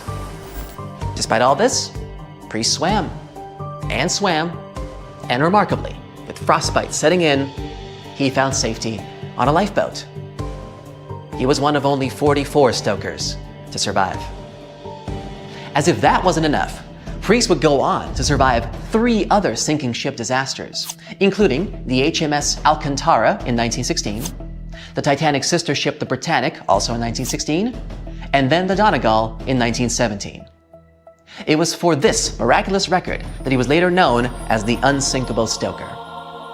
After the Donegal, Priest finally retired from working on ships, although he claimed he only did so because nobody would agree to sail with him. Now, people who had been in a shipwreck often remain afraid of water for the rest of their lives. But let me tell you a story of a woman who survived not 1, not 2, but 3 ship disasters and then continued to work on cruise liners as a stewardess. Meet Violet Jessup, Miss Unsinkable. Her childhood can be described in one word: short. Violet had to grow up very quickly to take care of her siblings. She was the oldest of 9 children. Life became even more difficult when she became very ill. The doctors were sure that she wouldn't survive, but she did. Shortly after recovering, she moved to England with her mother, took care of her sisters, and attended a convent school. Her mother worked as a stewardess at sea, and when she fell sick, young Violet followed in her footsteps. But because of her youth and beauty, no one wanted to hire her, thinking that she would distract passengers and crew. But Violet didn't give up, and instead came to one of the interviews in her worst clothes and with unkempt hair. She wanted to show that she was ready for hard work on the ship. She was hired on the spot. The first 2 years passed uneventfully, but then a series of incredible fortunes began, or misfortunes depending on how you look at it. In 1910, Miss Jessup got a job on the most luxurious liner of its time, the Royal Mail ship Olympic. This ship sailed across the Atlantic from England to America. The engineers didn't focus on the speed of this vessel, but on its comfort. While working on that ship, Jessup was paid just £2 a month, the same as £200 today. Hard work on the ship's deck from morning to night didn't frighten Jessup. She loved the job. She liked to talk to the people and enjoyed the beautiful views of the Atlantic. So, on September 20th, 1911, Jessup was working on the deck as usual. The sea was calm and the weather was excellent. The ship was sailing through the Solent Strait, which separates the Isle of Wight from the British mainland. At this moment, the British military cruiser Hawke appeared ahead. It should have simply passed by the Olympic, but something went wrong. For whatever reason, the ships started going straight at each other. The Olympic's captain tried to maneuver to avoid a collision, but failed. The Hawke's bow was designed specifically to ram other ships, so when it rammed the Olympic, it made an impact. The liner shuddered, and the people screamed in fear and panic. The ship had a huge hole in the starboard. Jessup fell from the force of the blow. It seemed that one of the biggest liners of its time was going to sink. But luckily, both ships stayed afloat, and nobody got hurt. You would think that an accident like this would frighten Jessup, but nope. She didn't give it a second thought, and it continued to work as a stewardess. In April of 1912, she decided to take a job on the best, most unsinkable ship of the time, where she was supposed to serve VIPs. Initially, she didn't want to work on this ship, only agreeing to it after much persuasion from her friends. And that's how Violet Jessup boarded the Titanic on April 10, 1912. 4 days later, when the infamous iceberg collided with the ship, Jessup was resting in her cabin. She was almost asleep when she felt the jolt. Immediately, she was called to the upper deck. Surprisingly, when the Titanic first hit the iceberg, almost nobody panicked. No one could believe that the unsinkable ship could actually sink. As the ship's hold was being filled with water, everybody was just calmly carrying on about their business on the upper decks. It was only when the cabin crew started instructing passengers to reach their lifeboats that panic finally set in. Jessup, along with other stewards, was actively aiding the passengers' evacuation to the lifeboats. The rule was that women and children were to be evacuated first. But when many of the women hesitated to step onto the lifeboats, delaying the crew's efforts, one of the ship's officers ordered Jessup to get into a boat to show the other women it was perfectly safe. Soon, others followed, and then someone suddenly thrust a swaddled baby into her hands. Without a second thought, Jessup hugged the child to her chest to keep it warm while the Titanic was sinking. She didn't let go of the baby until her lifeboat was picked up by the Carpathia, the ship that came to the rescue. As Jessup boarded the ship with the baby, a woman ran up to her and, without saying a word, snatched the child from Jessup's hands. I mean, she assumed the woman was the baby's mother, so she didn't try to get it back. She was too numb and frozen to think how strange it was this woman hadn't even said thank you for saving her baby. Many years later, Jessup would be reminded of this baby under some mysterious circumstances. After successfully surviving one of the most terrible shipwrecks in history, Jessup, of course, continued to work at sea. In 1916, she took a job as a nurse on the hospital ship Britannic, which you might remember is a sister ship to both the Olympic and the Titanic. Except this one sailed in the Aegean Sea. On November 21st, the ship was traveling down its very familiar route, but on that particular day, luck was not on its side. This would become the third shipwreck Jessup will have survived. However, this rescue wasn't as easy as the previous two. After the accident, the huge Britannic began to sink quickly. It took less than an hour for the ship to completely sink. Jessup didn't have time to board a lifeboat this time, so she jumped into the cold water. There, she swam to the closest lifeboat and got on. But then everyone on the boat noticed that the ship's propellers were still working. They were spinning in the water, creating a whirlpool that was pulling the boat toward them. Jessup jumped off the boat just in time to escape the propellers, but her ordeal was far from over. While in the water, she was pulled down to the ship's keel and hit her head.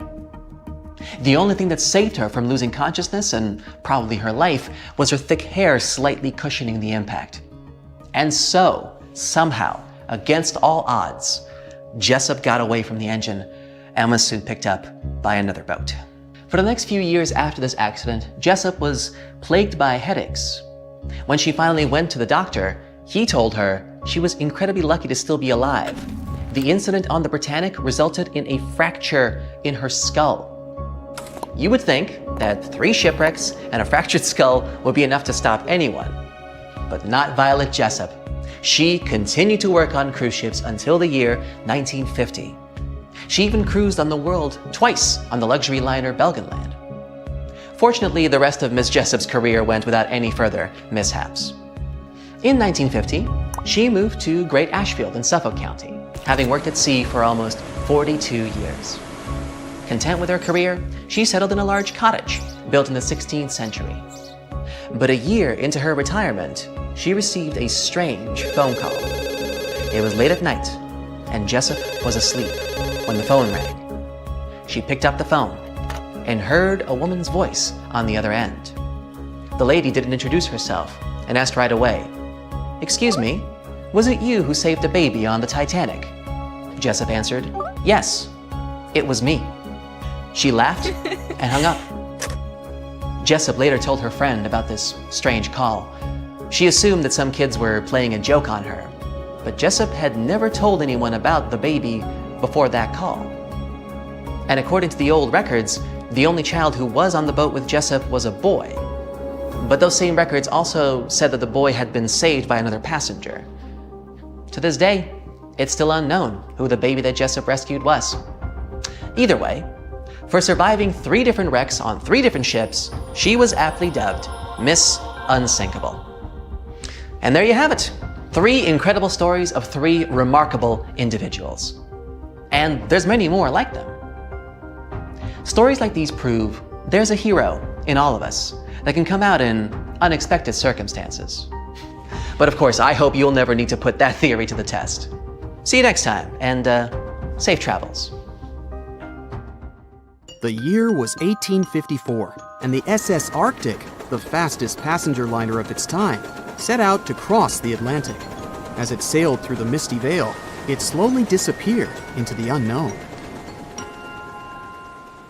The Collins Line, an American shipping company, was started in 1818 and only began seriously trading in the transatlantic by 1835.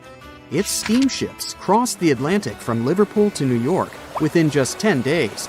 Doesn't sound like a great speed today, I know, but back then, the same thing took other ships several weeks. Light on the water with their wooden hulls, powering through with a strong steam engine, those steamships were the favorite choice for many high-profile people. What could go wrong with such an advanced ship, they thought. This reminds me of some other ship everyone believed to be unsinkable. But anyway, back to the Collins Line. It grew to be a serious contender on transatlantic routes, with only one other competitor, the Cunard's Line. It was a British company also aiming to be the main force through the Arctic Passage. In 1835, the company received a new ship that traveled to Liverpool and came back to New York with the largest cargo ever at that time. From then, the Collins Line was steadily growing. It seemed like there would only be future successes for it. Unfortunately, their lavish ships became costly to run with the amount of coal used. Massive power along with weak wooden hulls meant they needed many repairs after each voyage. So, every trip ended up being expensive. But since the ships were safe and had a great reputation, people were willing to pay the price, and the company was definitely not in crisis. They had achieved something no one had managed to do before them. Like I told you, their ships crossed the Atlantic in a whopping 10 days, and Edward Collins, the owner, was very determined to maintain the pace. Their 5 ships easily outran the Cunard's line of only 3. With this great praise, it provided more attention. Though the Cunard's ships were slower with their iron hulls, they believed there was still profit, regardless of how slowly they sailed. Among Collins' ships, the Arctic, the third of them to be launched, was the largest, reaching 284 feet long, with 2 side-lever steam engines, each with 1,000 horsepower. The paddle wheels made 16 revolutions a minute when at full speed. At the time of its launch, the press called it the most stupendous vessel ever constructed in the United States. But glamour and fame couldn't avoid what would come next. On the 27th of September, the Arctic was on its journey from Liverpool to New York, continuing a speed pace through the thick fog. It's possible that by that moment, after 4 years of record-breaking trips, the crew became overconfident with their sailing and the ship. Going only 50 miles from Newfoundland, they carelessly continued through the fog with no radio contact, sonar, or any other form of identifying objects, equipped only with Morse code. A smaller ship, the SS Vesta, which operated as a fishing vessel, often worked around Newfoundland. It was passing through the same path as the Arctic and crashed into its side. Shocked by the collision, the captain of the Arctic offered help to the much smaller Vesta, but it was soon clear that the damage that seemed minor on the Arctic was far worse. Beneath the waterline, a hole was letting water into the hull. The cost of the much faster wooden hull now seemed less valuable. They steered toward land, trying to plug the holes, but they weren't doing so well, and the seawater continued to pour in, filling up higher and pushing the ship down. And finally, once the engine room was full, it put out the boilers, taking away the massive power the Arctic was once legendary for. They moved slowly until coming to a complete stop. The ship continued to sink, and the order was to abandon it. At the time, maritime law allowed for the Arctic to carry only 6 lifeboats, only capable of saving 180 people. The crew and some of the passengers managed to push their way aboard and took most of the seats on those boats. Things were pretty wild, and everyone forgot about their manners, not letting the ladies and the youngest ones board first. It took 4 hours for the Arctic to sink. 150 crew and 250 passengers were on board. Those that weren't able to find a lifeboat made a desperate attempt to build their own rafts from parts of the ship. 2 days later, only 3 boats made it safely to the shore. The other 3 were never found. Believe it or not, the rescue party also saved some people that had been clinging to the wreckage for 2 days.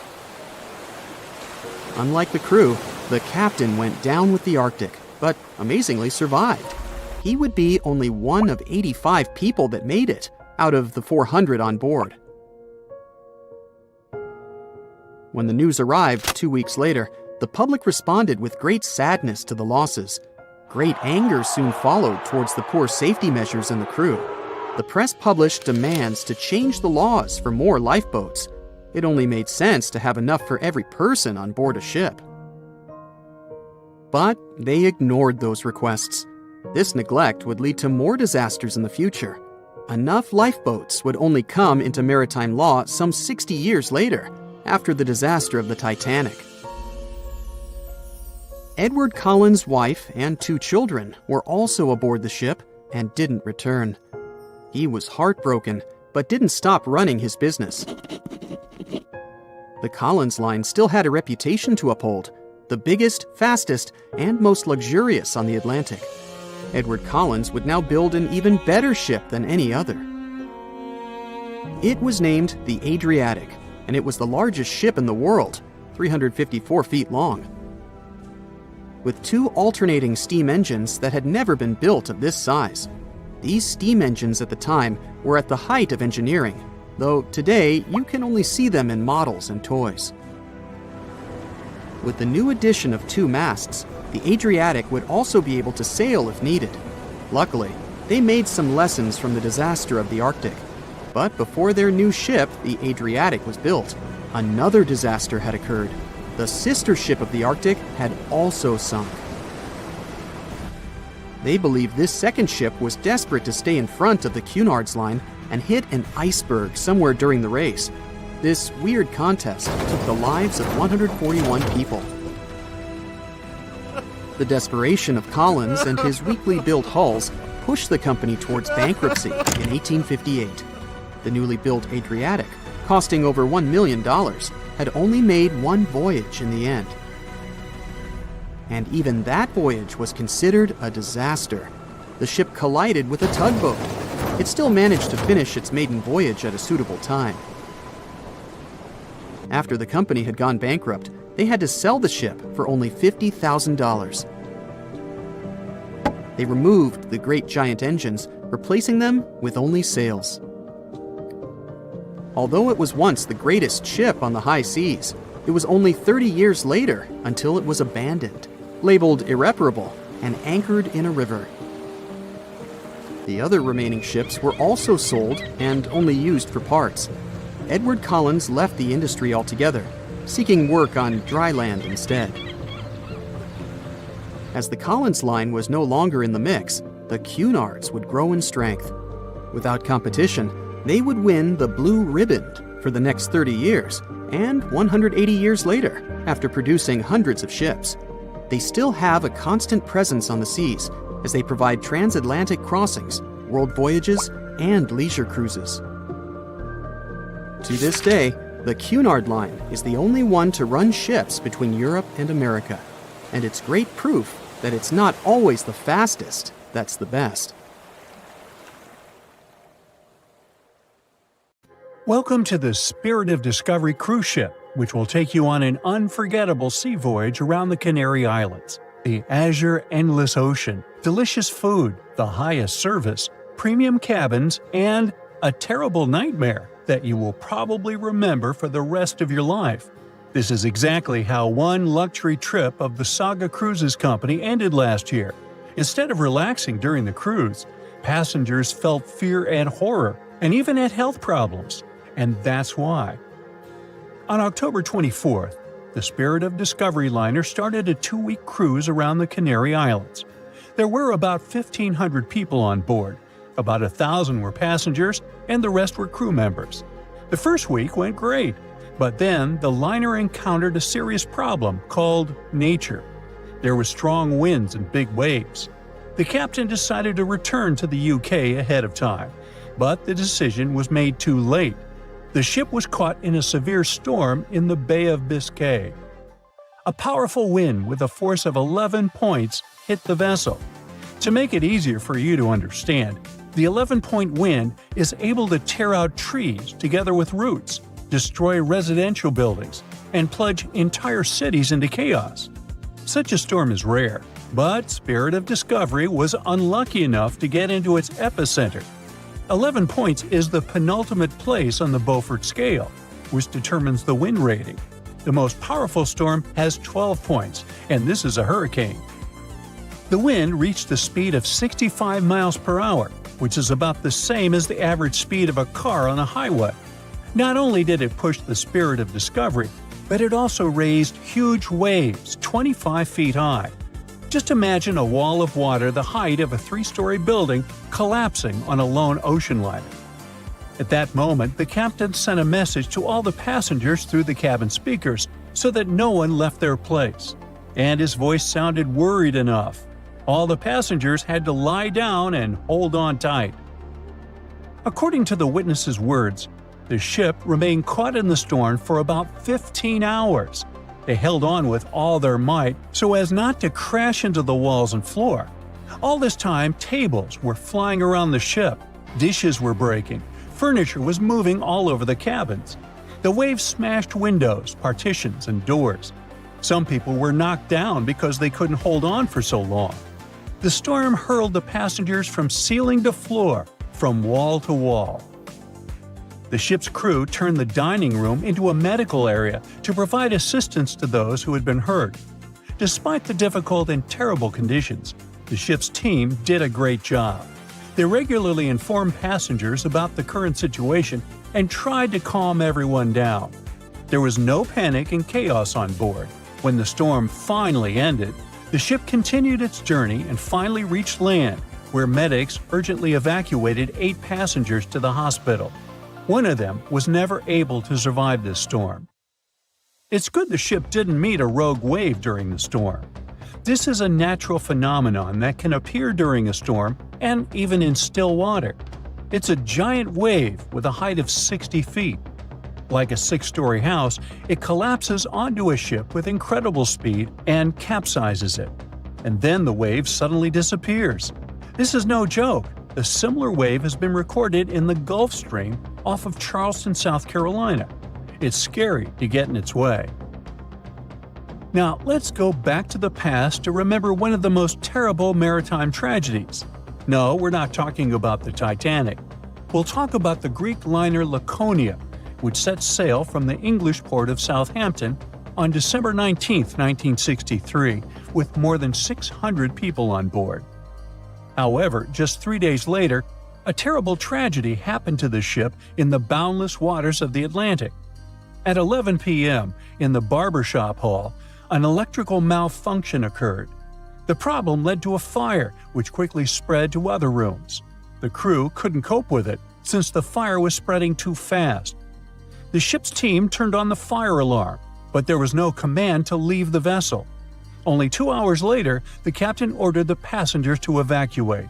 All this time, People were either relaxing in their cabins or enjoying a party in the ballroom.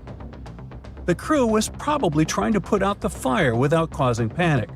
However, when the situation became critical, the evacuation began. People panicked and ran to the lifeboats, but many didn't manage to get inside. One of them was John Morris. He survived this catastrophe and shared his memories of how he put his family in a lifeboat while he stayed on board the ship. He didn't even have a life jacket. Since there was nowhere to go, the ship's crew opened a bar so that people could relax a little. However, at that moment, boilers began to explode inside the ship, and it became clear the vessel wouldn't stay afloat for too long. John Morris decided to jump into the water right in his tuxedo. As soon as he was overboard, he grabbed onto a piece of wooden deck cargo and swam as far away from the ship as he could. The giant liner could sink at any moment, and when such a huge object goes down to the seabed, it forms a water funnel that pulls along everything around. Rescuers arrived at the scene sometime later. Fortunately, John Morris's pregnant wife and young son were alive, but his mother-in-law unfortunately didn't survive the disaster, like many other people that day. Of course, after this incident, the Greek Ministry of Merchant Marine initiated a thorough investigation. For 2 years, they collected information from passengers and the captain, studied the technical characteristics of the ship, and eventually came to certain conclusions. According to them, the ship's crew gave the evacuation order too late. Not all passengers were able to get into lifeboats, but half of those boats remained on board because of the chaos that prevailed during the evacuation. Several officers of the liner were accused of negligence, but the captain and his first mate received the most criticism. As for John Morris, he stated that he felt himself under protection that day. Another unusual story happened on a cruise ship relatively recently. Spoiler alert, the ship didn't sink, there was no evacuation, and the weather was good. However, for many passengers, this journey became a real challenge. Imagine that you've been working for a long time and saving up money to go on your dream trip on the Celebrity Mercury cruise ship in the Caribbean. You arrive in South Carolina, from where the ship begins its journey. You get on board, looking forward to a week's rest. At first, everything is fine. People are having fun, chefs are cooking delicious dishes, and beautiful daytime landscapes turn into night parties. But then suddenly, many passengers start throwing up. Someone is in a hurry to go to the toilet, and someone stays and vomits right in the halls. The cruise turns into chaos. More and more people feel terrible because of unknown poisoning. You also visited the restaurant and eaten seafood, but fortunately, the disease has avoided you, which can't be said for more than 400 other passengers. Almost every 1 in 4 people on board face gastrointestinal problems. There were almost 2,000 people, and a quarter of them are in bad condition. Crew members do endless cleaning. They wash the deck, give people nausea pills, and ask them not to leave the cabin till the illness passes. The captain sends several samples ashore to determine what caused the poisoning. Unfortunately, the cruise is already ruined, and all the passengers have unpleasant memories. So the company organizing the trip issues certificates that can be used on future cruises. It's not the most pleasant experience, but it's still better than nothing. Now, imagine if, instead of just feeling sick, people got infected with some kind of bacterium that would turn them into zombies. It would be much more exciting and scary. Now, do you think you could survive on such a ship